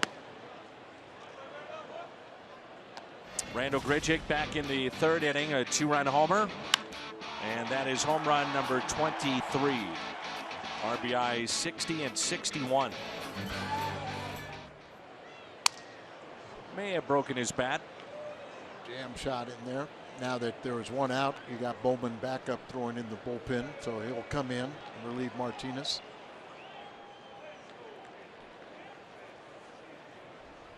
All right, if you want to watch Cardinals baseball tomorrow, make sure the DVR, your alarm, your phone is set for 7 o'clock St. Louis time.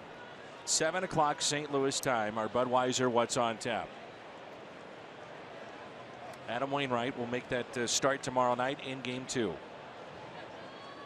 1-2 pitch taken high.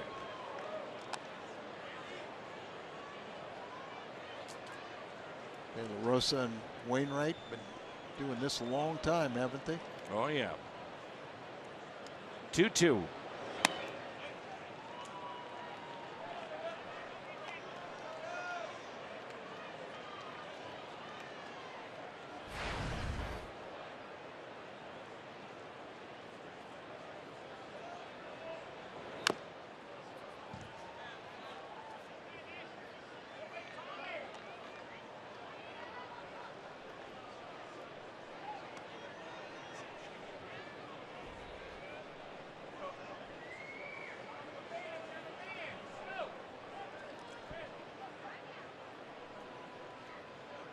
Pitch number 10 of the at bat.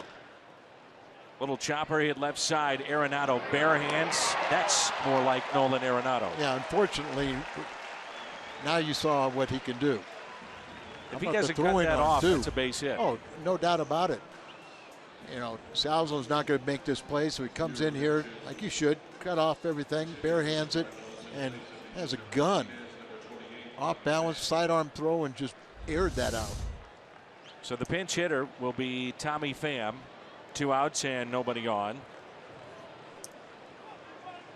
Pham, that key stolen base over the weekend. It's hit out of play. Broken 0 for 22 with an infield hit. But prior to that, most of his hits have been extra base hits. Carlos goes 5 innings and he's in line for the victory. The way he started out this ball game, he threw almost 40 pitches in the first inning. Settled in and helped his own cause with his bat. Here's a 1-1. Slowly hit. Arenado again. Barehanding. Wow. Oh, man. An incredible play by Nolan Arenado. And a standing O here at Coors Field.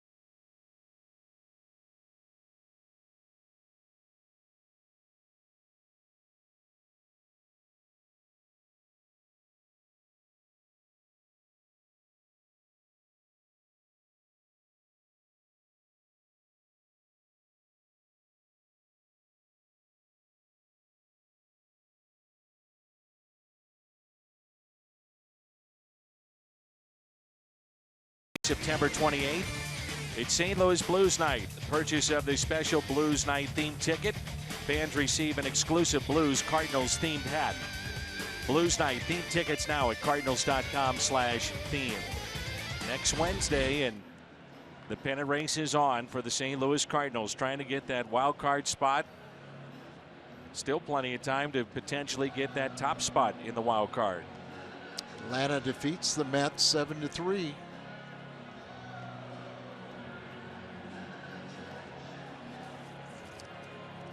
Chevy called to the pen, takes his 2. Matt Bowman, 5-2 here in the bottom of the 6th. And Matt Bowman, who was a Rule 5 selection, picked him up from the Mets. They didn't protect him on Major League draft, so the Cardinals selected him. There's your updated. So the Cardinals could have a little fun with the victory here today, and also a San Francisco defeat.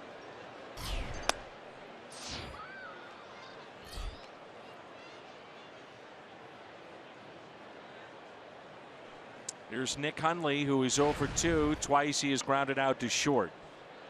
Parra on deck, then Descalso. Ground ball that is pulled foul. You would think a guy like Matt Bowman might be right for this appearance and right for this ballpark with a good sinker. Yeah, and I was just thinking, you know, the Cardinals selected him. He was with the Mets last year at AAA. It just goes to show you how things can be deceiving. He was 7-16. as he gets a fly ball out. Into center.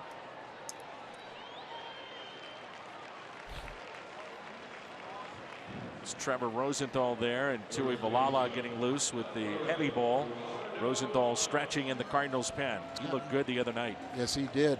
Looks like he'll start his stretching a little earlier now, not quite knowing when he would come in, but would think that he might bridge the gap. Is O available tonight? We don't know yet. I would think if he was asked, he would say he's ready.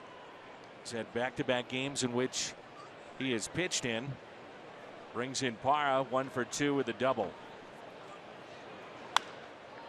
And a fly ball lifted out to deep left.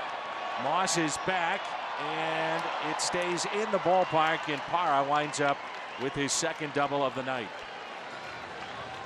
We were talking about Bowman being a good sinker ball pitcher. We haven't seen it with the first two hitters that both hit the ball in the air. That one right up against the left field wall for the double. Moss going after it, but this is a big outfield and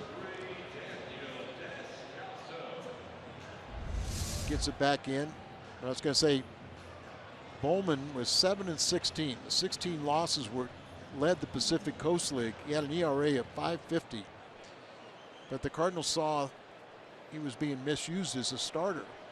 They like him in the bullpen, and he gets 60% of the time it's a ground ball. Here is Descalso at the plate.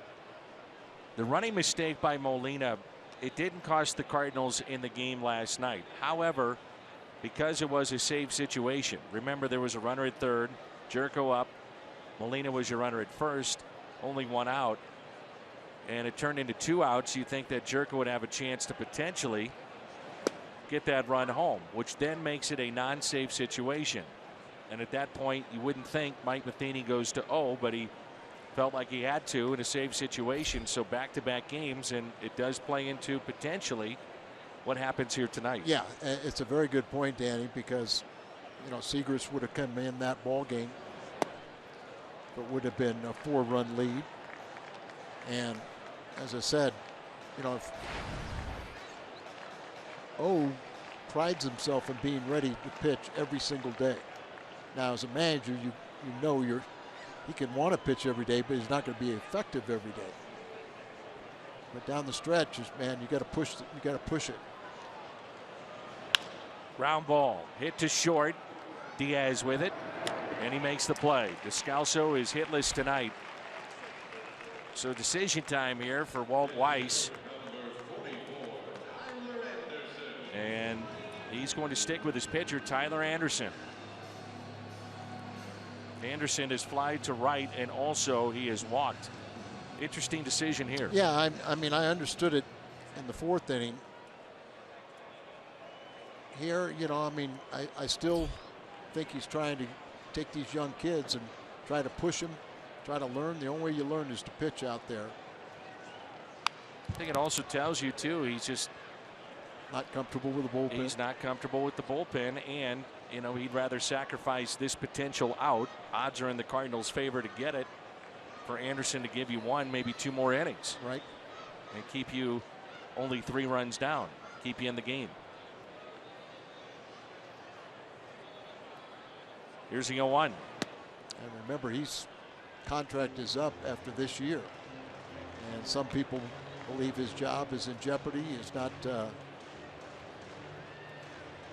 So far, the ownership and the GM have not stated that he's coming back.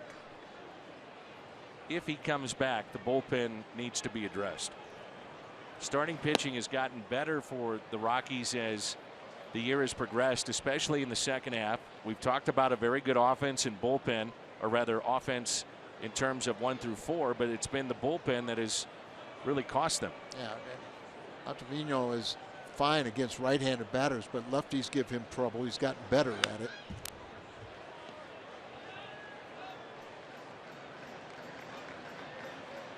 Two and 2.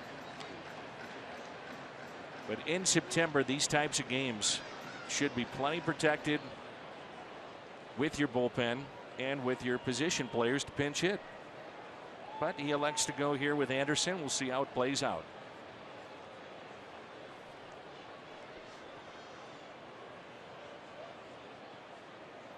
The 2-2.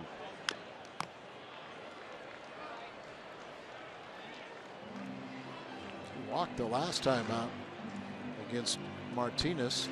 First time up, he hit the ball to right field.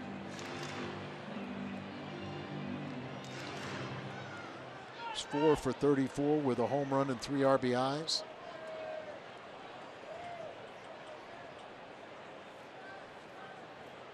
Sometimes you see Bowman, his fastball, it really runs away into a right-handed batter, away from a lefty. Just missed. Backdoor breaking ball. He looks pretty comfortable in the batter's box again. Anderson said at least looks like he knows what he's doing there. 3-2 pitch on its way. I agree with you. He swings the bat okay. Yeah. I mean, this becomes a big pitch from Bowman because you don't want to face a guy in BLACKMON who has 27 homers on deck with one swing and a chance to tie this game up. You've got to get him.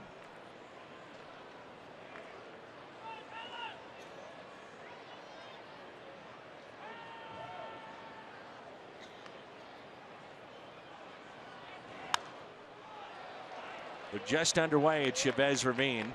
Second inning, no score, the Dodgers and the Giants. Mets have posted a loss. Atlanta 7-3 over Noah Syndergaard in New York.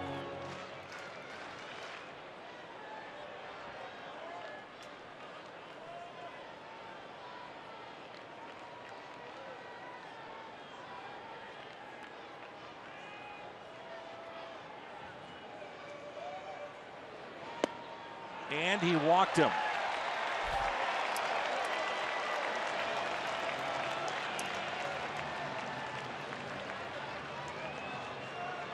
He had 2 walks. Anderson had 2 walks and 33 at bats before tonight, and 2 walks tonight.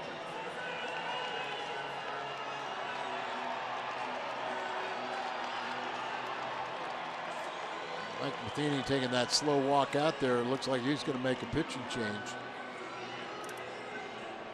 Well, the Cardinals have 4 lefties to potentially bring in. Left-handed hitting Charlie Blackmon due up with the 27 home runs. He's 0 for 3 tonight. This will be our Chevy call to the pen. And the Cardinals will call upon Zach Duke. We're in the 6th. Cardinals on top.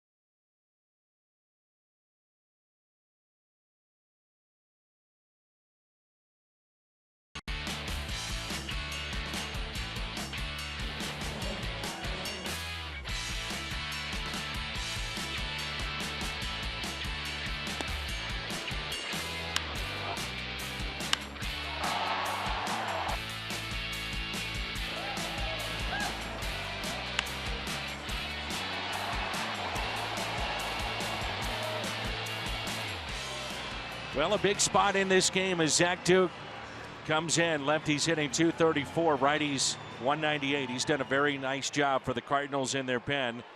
And he gets a tough left-handed batter in Charlie Blackmon. He struck out twice. He is also grounded out. Runners at first and second here in the bottom of the 6th.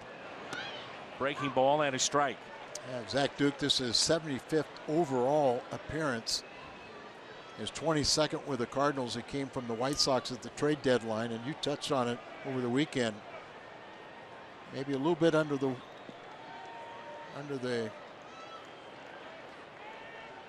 wasn't a big deal under the wire, and you know, it's become a big important trade for the Cardinals. How frequently he's been used and doing the job that he's done.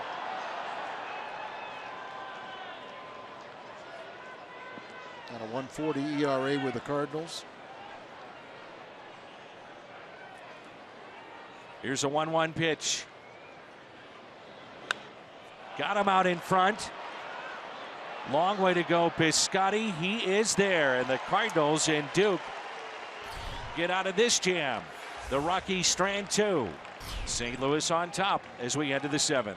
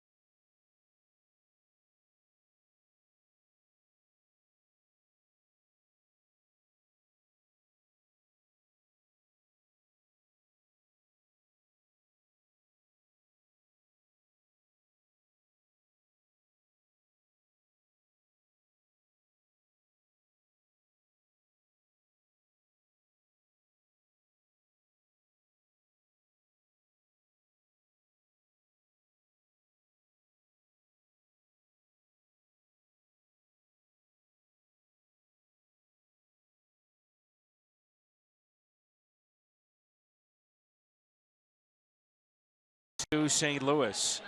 Power Stats brought to you by Kubota. Doesn't look like he'll be activated for this series against the Rockies, but he's a part of this list. That's Matt Holliday, most home runs hit all time against the Rockies. Ray Lankford 21, Pujols 19, then Big Mac, Holliday, and Scott Rowland. This is our Gateway Honda home run inning. Cardinals hit a home run. The Gateway Honda dealers donate $1,000 to the Make-A-Wish Foundation of Missouri.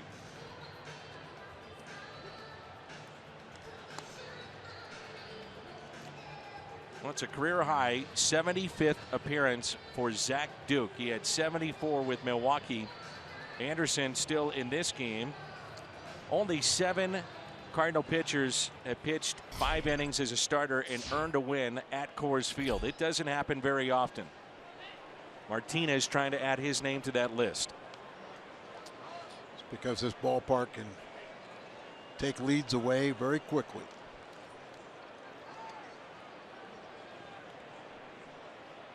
So here is Carpenter, who is 2 for 3. First pitch taken low. Tyler Anderson, pitch count very economical again here tonight, only 83 pitches. Yeah, 26 years of age, and like I said, he missed all last year with a fractured elbow. 2-0. Year before he was a Double-A pitcher, so I mean he's made rapid progress. Former #1 draft pick of the Rockies. He's a Duck, right? Oregon Duck.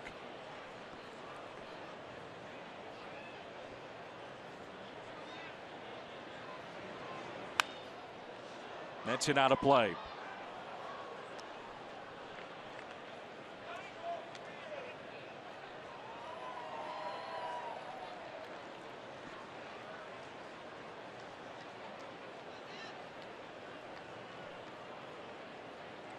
Cardinal fans here.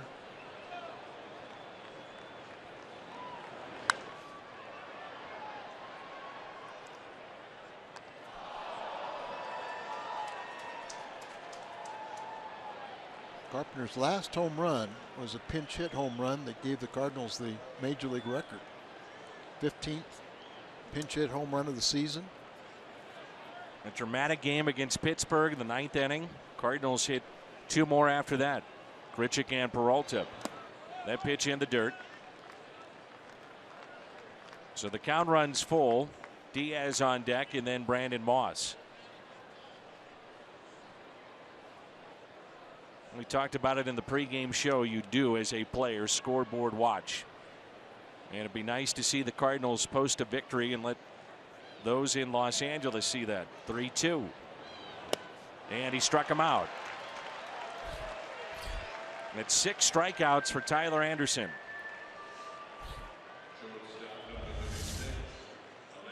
And feeling very good about their young starters. You can see why they like him. Gray had the 16 strikeouts in shutout over the weekend. Here's ALEDMYS Diaz. Diaz has bounced back to Anderson. Hit a soft liner to second and struck out swinging. 0 for 3 tonight. I'm sure one of his personal goals would be to finish this season above 300. He's at 305. What has been a breakout season for the All-Star. Yeah, and I'm sure right now, coming back from his thumb injury, that it doesn't hurt anymore, but doesn't have the strength. That kind of explains why Molina, had the slow first half. Slowly hit. ARENADO. Out number 2. I talked to Peralta about it today, saying he probably won't be at full strength or have the strength in his hand from his thumb injuries this year until next spring.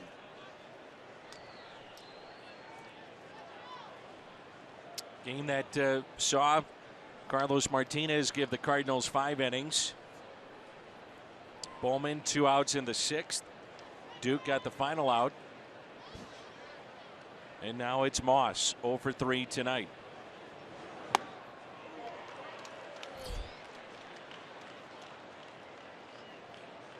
Last year was the year of the quads. This year it's the year of the thumbs. And Holiday a part of both. Yeah. And Matt, remember, they gave him a decision. He could have a surgically insert a screw in his thumb to try and give him the opportunity to come back this year, or not have the surgery and be lost for the year. He decided to have the pin put in there to try and come back, and still trying to come back.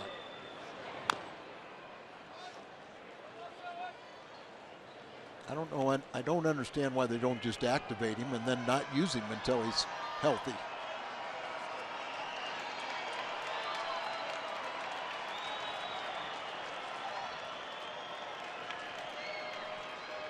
Nothing into the count.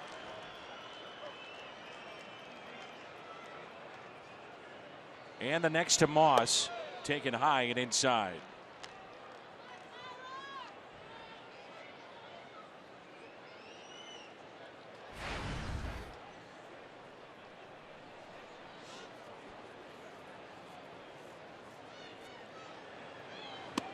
Struck him out.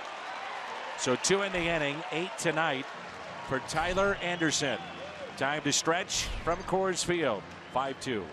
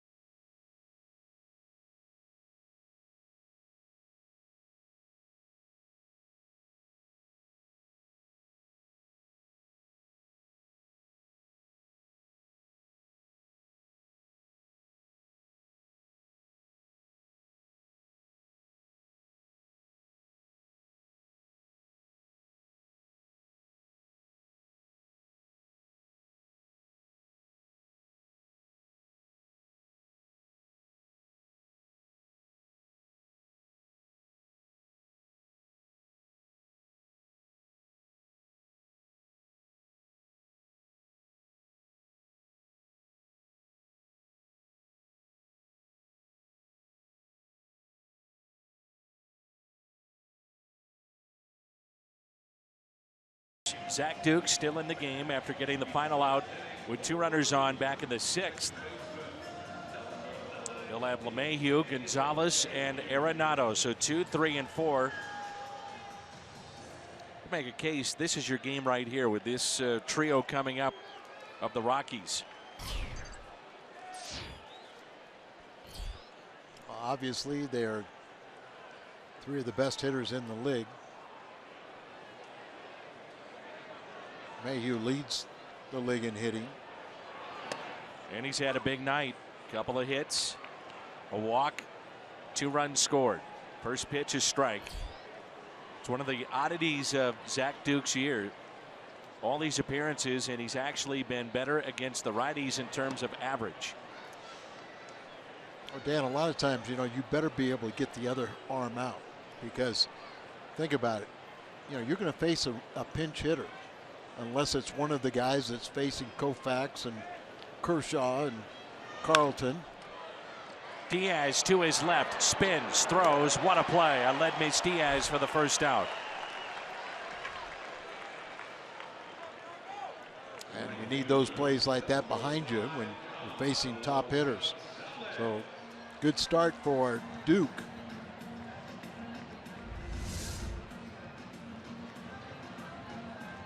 Hard hit ball up the middle, a couple steps to his left, spins and throws. I think next year we're going to see him, you know, really much better defensively. Had just the slow start. He's been fine since then. 16 errors, and I'd say 10 to 12 were committed probably in the first month and a half. I was going to say 12. Yeah. But probably 10 to 12 is more accurate. Here's Carlos Gonzalez. He struck out, hit a soft liner to short, and also walked back in the first.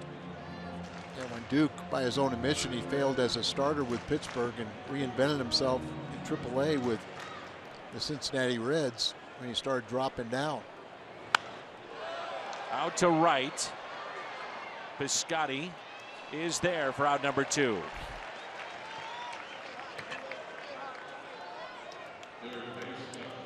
We talked about it over the weekend in San Francisco. The Giants and the Cardinals in developing players. The Rockies have 13 of those homegrown players. It's our Academy Sports and Outdoor leaderboard. One of those is right here at the plate, Nolan ARENADO. They've had different GMs come in with different theories. Yes, they had. And one of the ones that it seems like is universal now is they feel like they have to homegrow all their pitchers. They aren't going to get, they've tried to have overpay for free agent pitchers to come here, and it just hasn't worked. So now they realize they need to develop their own and really concentrate on having a ground ball staff. Do you look at mashers? Do you find speed to cover the outfield? Do you look at guys that are sinker ballers in college or high school? 0-2 the count with 2 outs, and Zach Duke looking to make it 4 up and 4 down. And he struck him out. Duke strikes out ARENADO. Sends us to the 8th, and it's 5-2 St. Louis.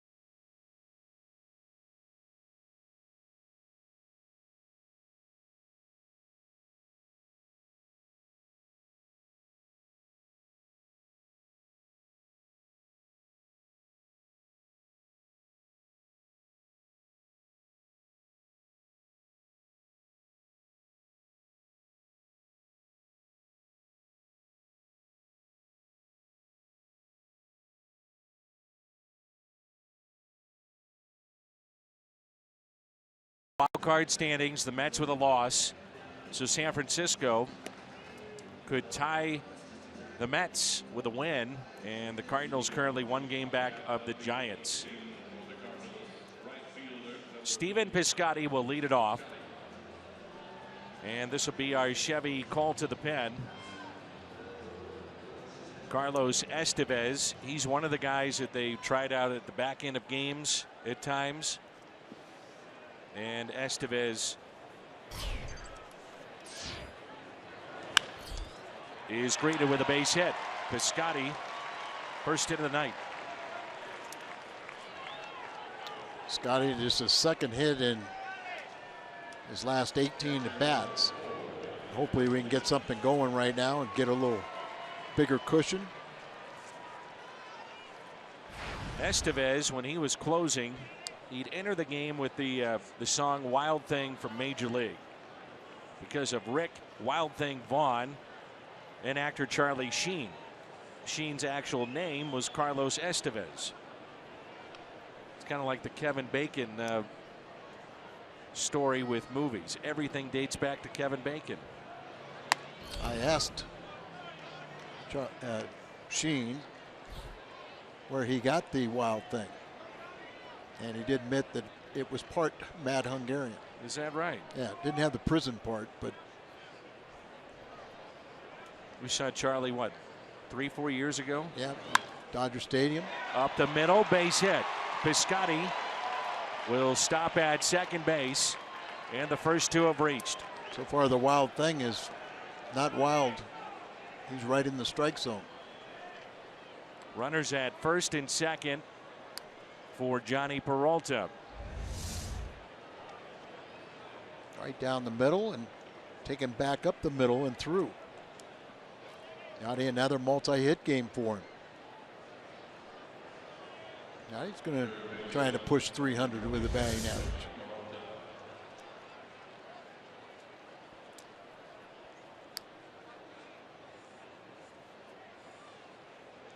Johnny tonight has struck out, grounded out, and he also doubled. 5-2, the Cardinals with the lead here in the top of the 8th. Lined out to right. Piscotty trying to hurry back to the bag at second, and not enough time to tag up.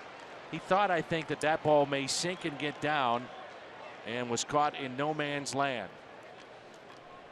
That's a fortunate break for the Cardinals. Yeah, another aspect too, that sometimes the ball will carry, and as you said, line drive's going to get back, but you don't want to. You're not going to run off of that arm.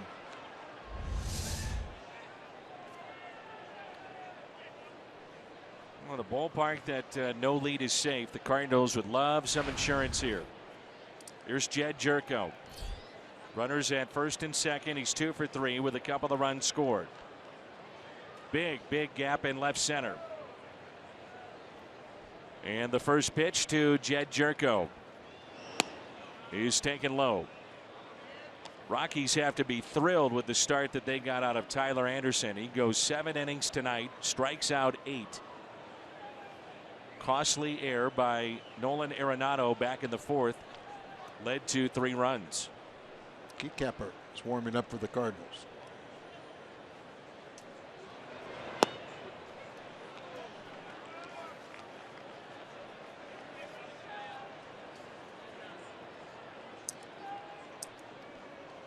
Jerko a couple hits, a couple runs scored, and the only time they got him out was a line drive to center. Here's a 2-0. Popped up a mile high into center. Catch is made by Blackmon. You could see a scenario in which if Grichuk makes an out here, if you're looking for just a lefty to get one man, Dahl, that Zach Duke stays in the game and pitches to one. Now they could pinch hit with a righty, but you still feel okay with that. We'll see. I mean, it's extending Duke. That would give him an inning and a third plus. Well, I was watching the bullpen, and Blaine Ilsley, the bullpen coach out there, waited a long time for the phone to ring. So they may have just decided that, yeah, Duke was going to go out there. This is back in the third inning. Our Nissan drive of the game off the bat of Randal Grichuk. Home run number 23, RBIs 60 and 61. As you said, it wouldn't hurt to get a couple insurance runs. He's got 2 sitting out there for him. Pitch taken high at 98. Matt Adams is at the on-deck circle. If Grichuk can extend the inning, Big City would hit.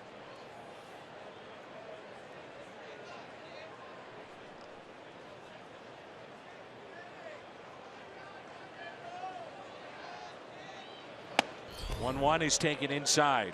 Hyundai pitch arsenal on Estevez.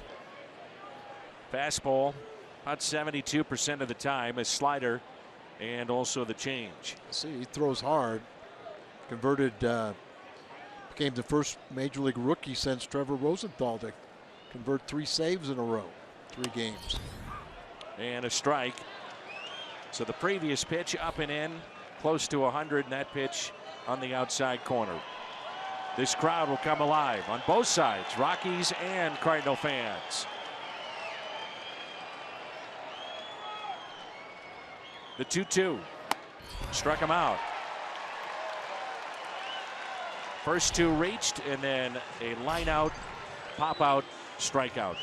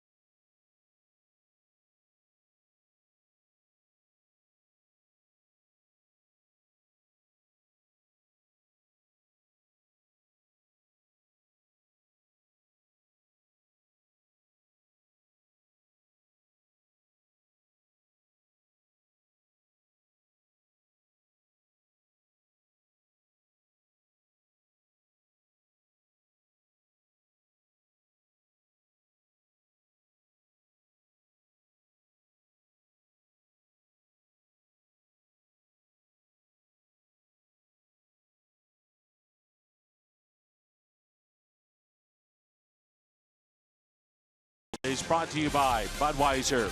Not backing down since 1876. This Bud's for you. And by Ford, the official cars and trucks of the St. Louis Cardinals. Gorgeous night here in Denver, Colorado at Coors Field. So Dean Kekeffer is our Chevy call to the pen, and he will face David Dahl.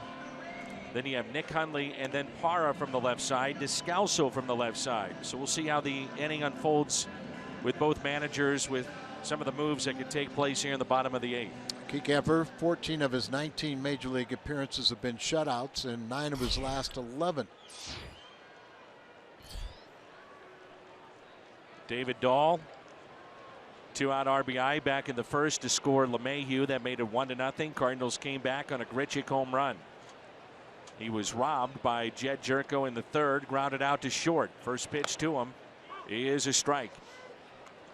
One of the reasons that the Rockies love Dahl, not just the fact that he's a high school player they felt he could develop, but he's got tremendous speed. He was one of the fastest players in that draft.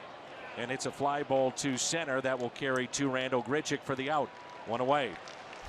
Broxton is warming up, but as you said, with Parra and then Descalso,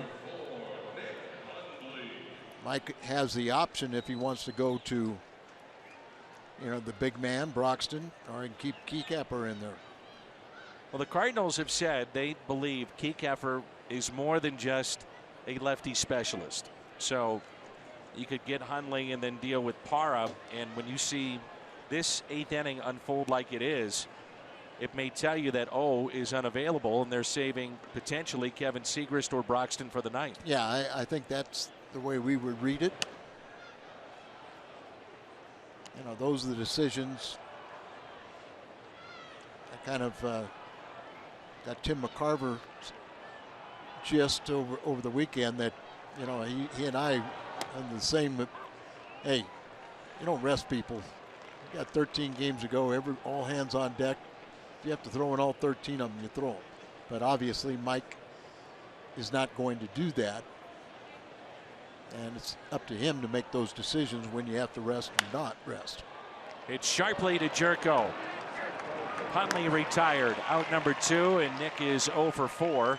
And Keycapper's gotten the first 2 here in the bottom of the 8th. And that's really important. You know, you come in here and what you do in these next 13 games are going to dictate an awful lot of what, you know, how much you're going to have a job next year.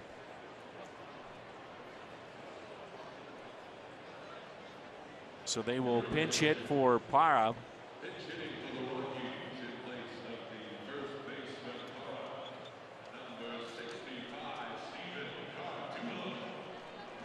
So Steven Cardullo has been announced officially as the pinch hitter, and Mike Matheny will go to his pen. Broxton has been throwing, and he'll come in and face Cardullo. So Keycapper, nice work. Gets Stoll to fly out, Hundley to ground out, 2 outs here in the bottom of the 8th. This will be our Chevy call to the pen. Jonathan Broxton coming on.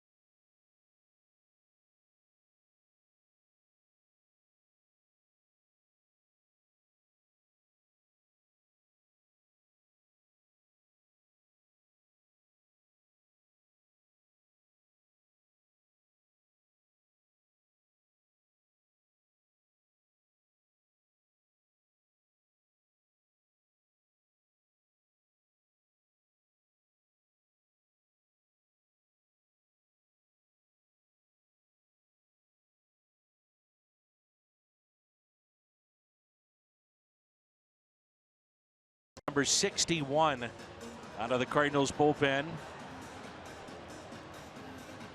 The Cardinals are 4 outs away from picking up a much-needed win again, which would be their 3rd in a row. San Francisco with a 1-0 lead over the Dodgers. That ball game in the 4th.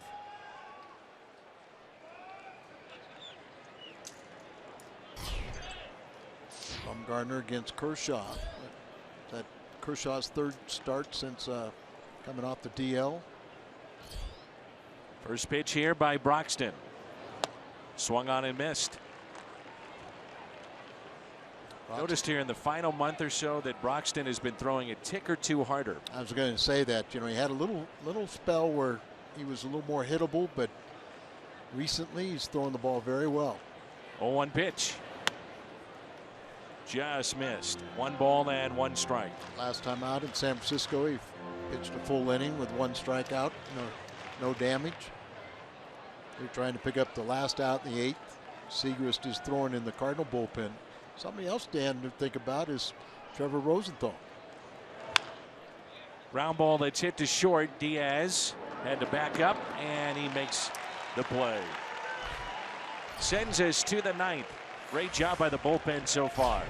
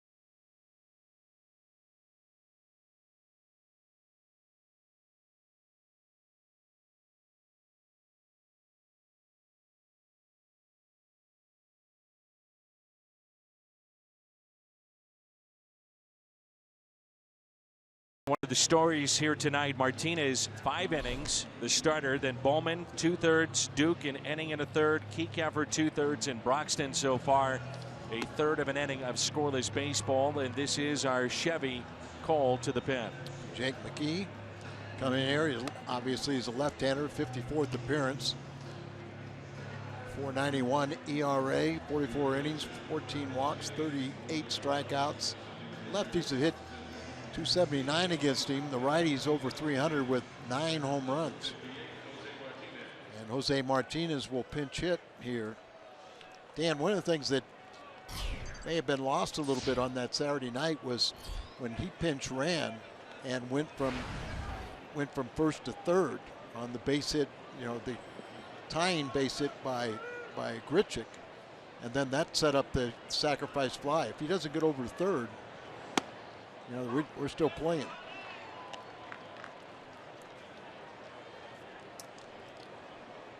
Led the Pacific Coast League in hitting 2015. With Kansas City, didn't get called up. 887 minor league games. I think he's paid his dues, don't you think? Oh, yeah.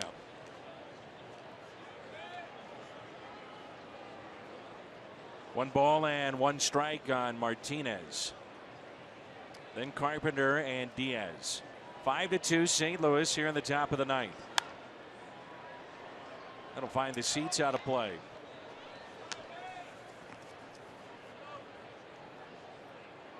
Kevin Segrist pitched in the ball game yesterday to get to 0 and was very effective in doing so, and he's getting ready for that bottom of the ninth potentially. You add runs, though, it changes the way that Mike Matheny may approach the bottom of the ninth. 1-2. And a base hit into right field. Mentioned when he hit, you know, won the batting championship, it wasn't by a weak deal. He had 384 average, and there he took a pitch away. Nice discipline, shot it to the right side, goes on through, and he runs pretty good.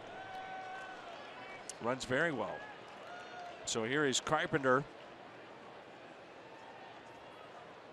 2 for 4 tonight. Couple of the strikeouts, 2 singles, and an RBI. That RBI number 62 this year.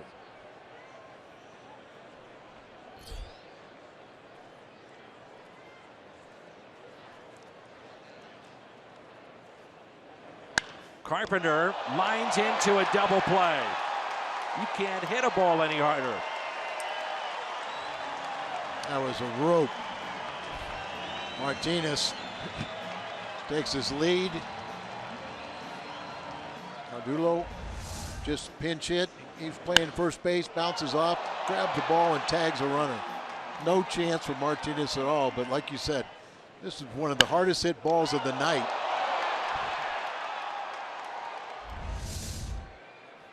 So 2 outs, and it brings in Diaz. I think his heart was beating a little bit faster. The Rockies will have DESCALSO, a pinch hitter, then BLACKMON coming up in the bottom of the 9th.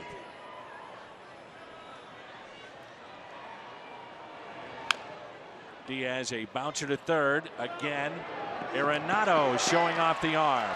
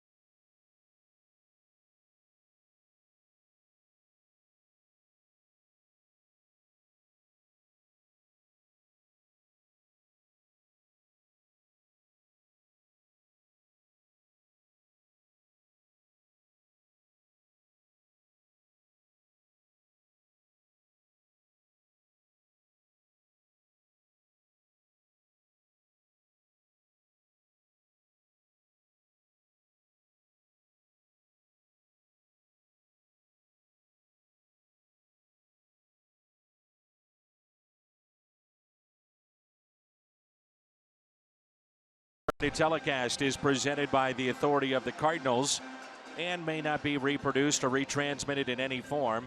And the accounts and descriptions of this game may not be disseminated without the express written consent of the St. Louis Cardinals. Chevy called to the pen takes us to Kevin Segrist. 8-9-1 in the lineup coming up for the Rockies. You see the lefties batting .217 against him. The righties 180. He's really improved on the lefties. He's always been able to get the right-handers out, but the lefties, that average has gone down, down, down. Looking to pick up his 3rd save of the year. 63rd appearance. 47 of his previous 62 games have been scoreless. The only problem that he's had this year is the home runs. 9 home runs allowed, but more times than not, you're always putting up a 0. Enjoying his 30th birthday, works for the Cardinals, Jared Huckup. He's here tonight. Happy birthday to Jared. DESCALSO is 0 for 3. Couple of ground outs and a strikeout.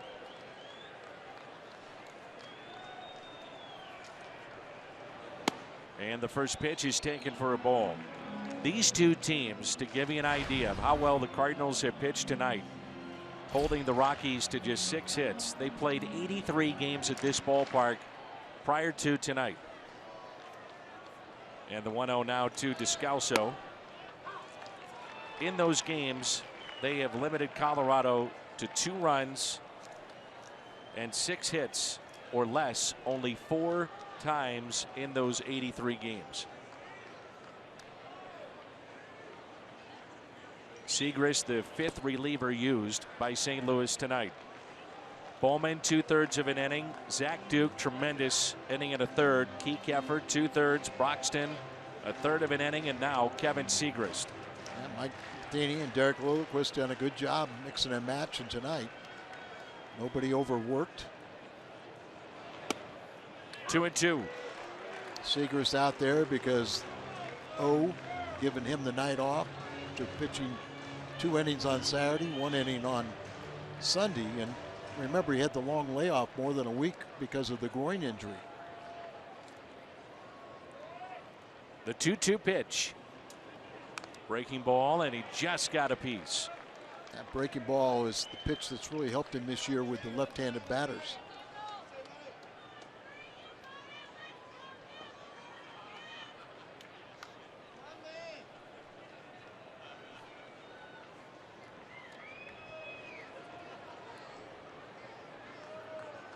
Here's a 2-2. Again to DESCALSO. Hits it foul and out of play.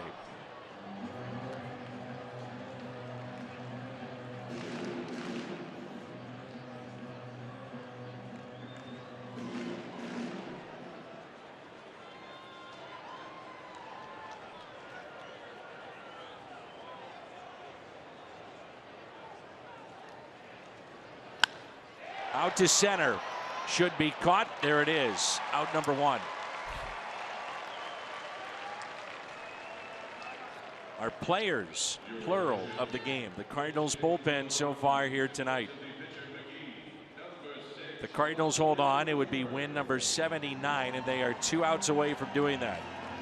Ryan Rayburn will be the hitter.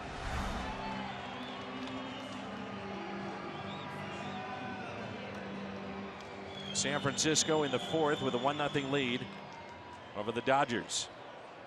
Giants win. They're tied then with the Mets. Cardinals would be 1 game back.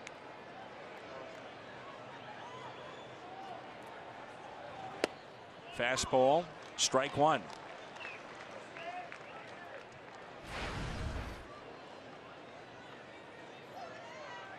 Rayburn pinch hitting for McGee.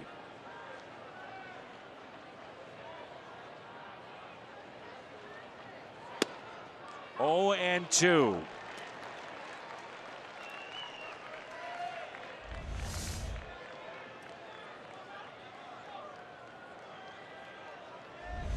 Good pitch right there. Get ahead. Now you expand the zone, have him get himself out. Here's the 0-2. Change up taken low and away. That's the pitch that, you know, the good overpowering fastball and very good changeup is what he's always had and always gotten the right-handed hitters out with.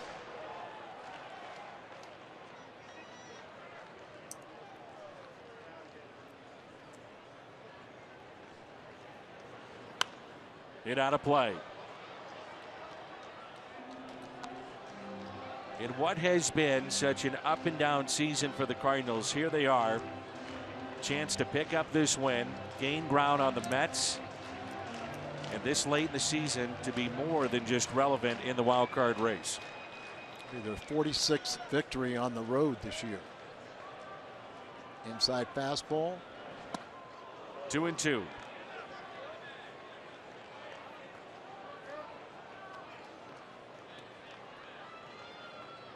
Peralta was teammates with Rayburn with Detroit.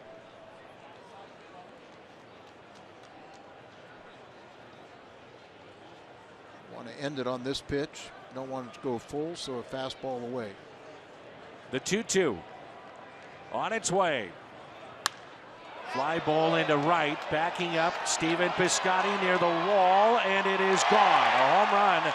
Rayburn, solo shot, and it makes it a 5-3 St. Louis lead. Just watching Segris, he couldn't believe it, but that's what can happen here. Get a ball up in the air and it can always go out.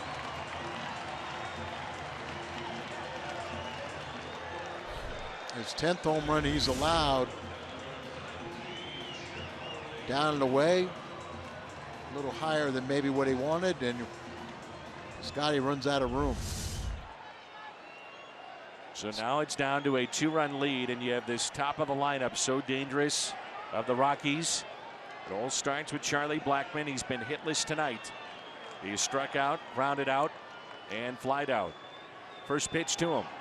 Fastball and a strike, so Segrist getting ahead. That's real key. Get ahead.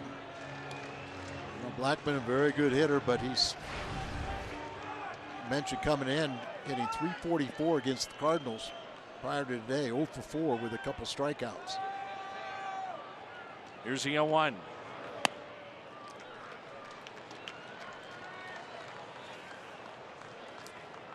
DJ LeMahieu is on deck.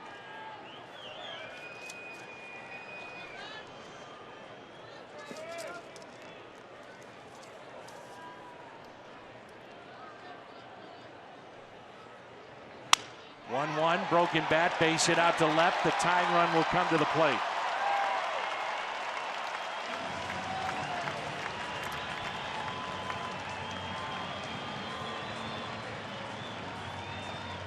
Trevor Rosenthal just starting, playing easy catch right now. We saw him over the weekend at San Francisco, and it looked like the old Trevor Rosenthal prior to the injury.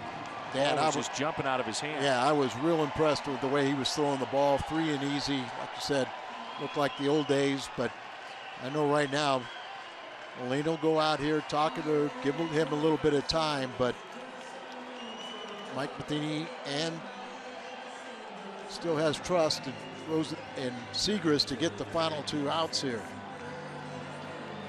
You can see the way they're doing. Eric Lilliquist and Mike talking over the scenario.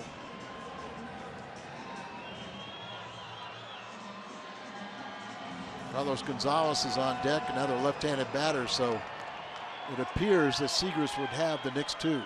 If you're wondering, LeMahieu is bounced into 19 double plays, most Isn't on that the amazing? Rockies lineup. For a guy leading the league in hitting. Pitch taken inside. He has walked and scored back in the first, base hit to center and scored in the third, a single to right and grounded out to short. Currently hitting .350. Leads the National League.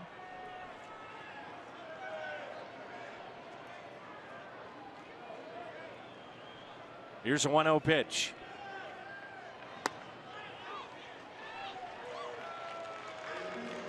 Carlos Gonzalez at the on-deck circle. Then we would see Arenado.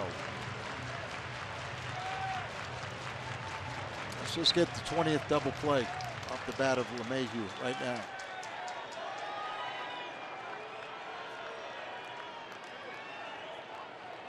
Here's a 1-1. On its way. 2 strikes on DJ LeMahieu.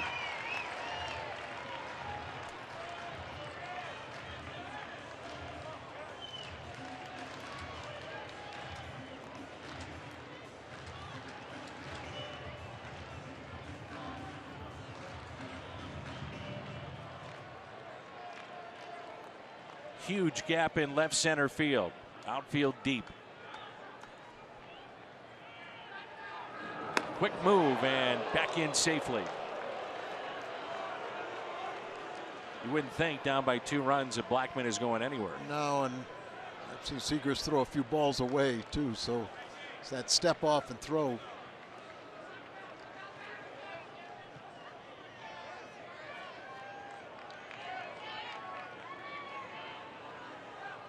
Here's a 1-2. Hit out of play.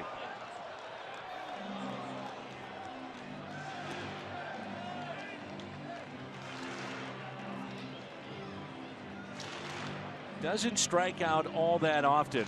Swings and misses at just 11.5% of the pitches he sees. 5th best rate in Major League Baseball. So defensively, be on your toes. Well, we see that here.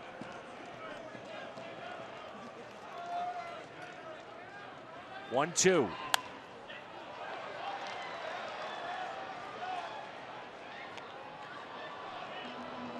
Anybody hitting .350 has to have the ability to hit off-speed pitches. Usually a pretty good fastball hitter on top of it. Like you said, he puts the ball in play. That's part of the reason why he has the high double play total. Just 76 strikeouts.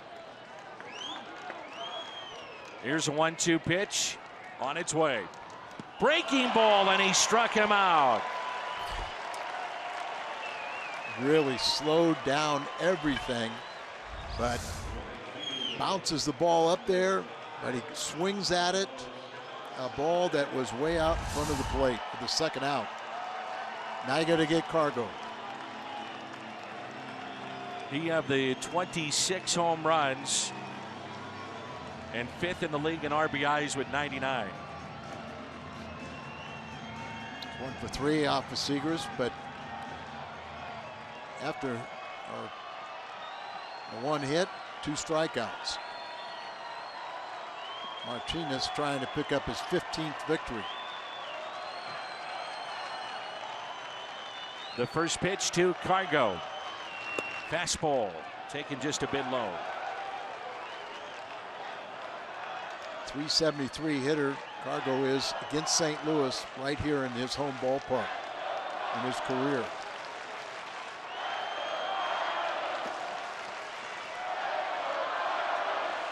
Carpenter playing behind the runner.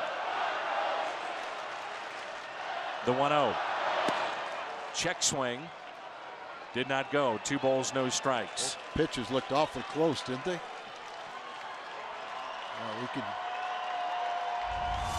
sometimes can't see up and down, and that one is clearly outside. Great hitter, and you're falling behind 2-0 makes him that much better.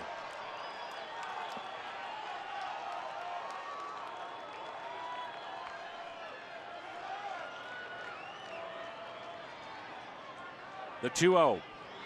Breaking ball and a beauty. 2-1. Boy, it's so slow that you can just see these guys' eyes light up, but they're out in front.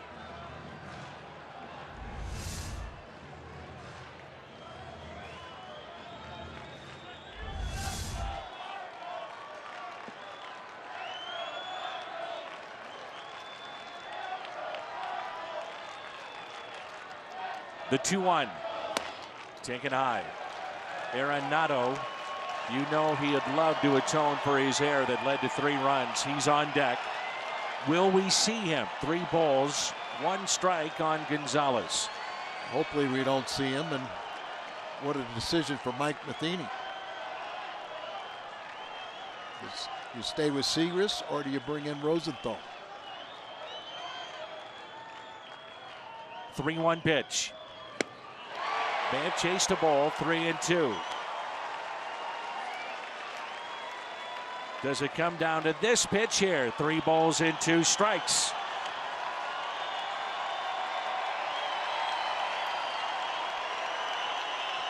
Giotti called that curveball again. A pitch that was tough to control in the strike zone on a 3-2, but he's probably looking fastball. 3-2 pitch to Carlos Gonzalez with the game on the line. Missed. And not by much. Not by much at all. Carlos Martinez showing what every fan is feeling right now. It's definitely outside, but it takes some guts to take those pitches, doesn't it? National League home run leader, 38 home runs, 124 RBIs. You want drama? You've got it. Pennant race, winning run at the plate, league leader in home runs, RBIs, and a chance to atone for an earlier mistake. It doesn't get much better than this. And it's going to be like this till the last game of the season. First pitch to Nolan Arenado. Runners, at least 1 goes. That's Blackmon to third. Pitch taken for a strike. The run just gets you closer.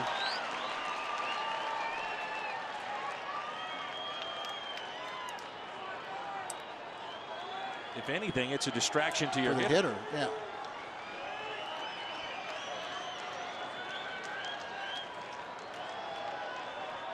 first and third now. And the 0-1 pitch to Nolan Arenado. Arenado had a 2-out base hit, a single back in the third. He struck out twice and fly to center.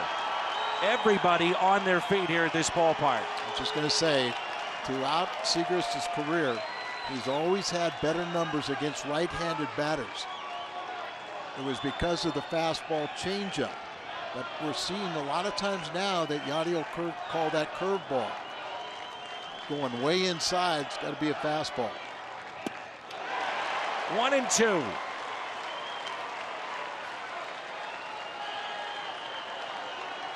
Well, he just looked like he didn't see that pitch at all. It swung way over the top of it.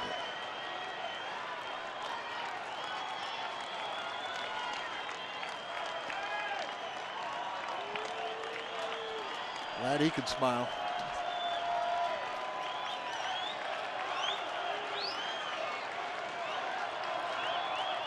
One-two pitch to Nolan Arenado. Lined out to left. This should do it. The catch is made by Moss. And the Cardinals and Martinez can breathe a sigh of relief. The final 5-3 St. Louis over the Rockies, and the Cardinals take game one.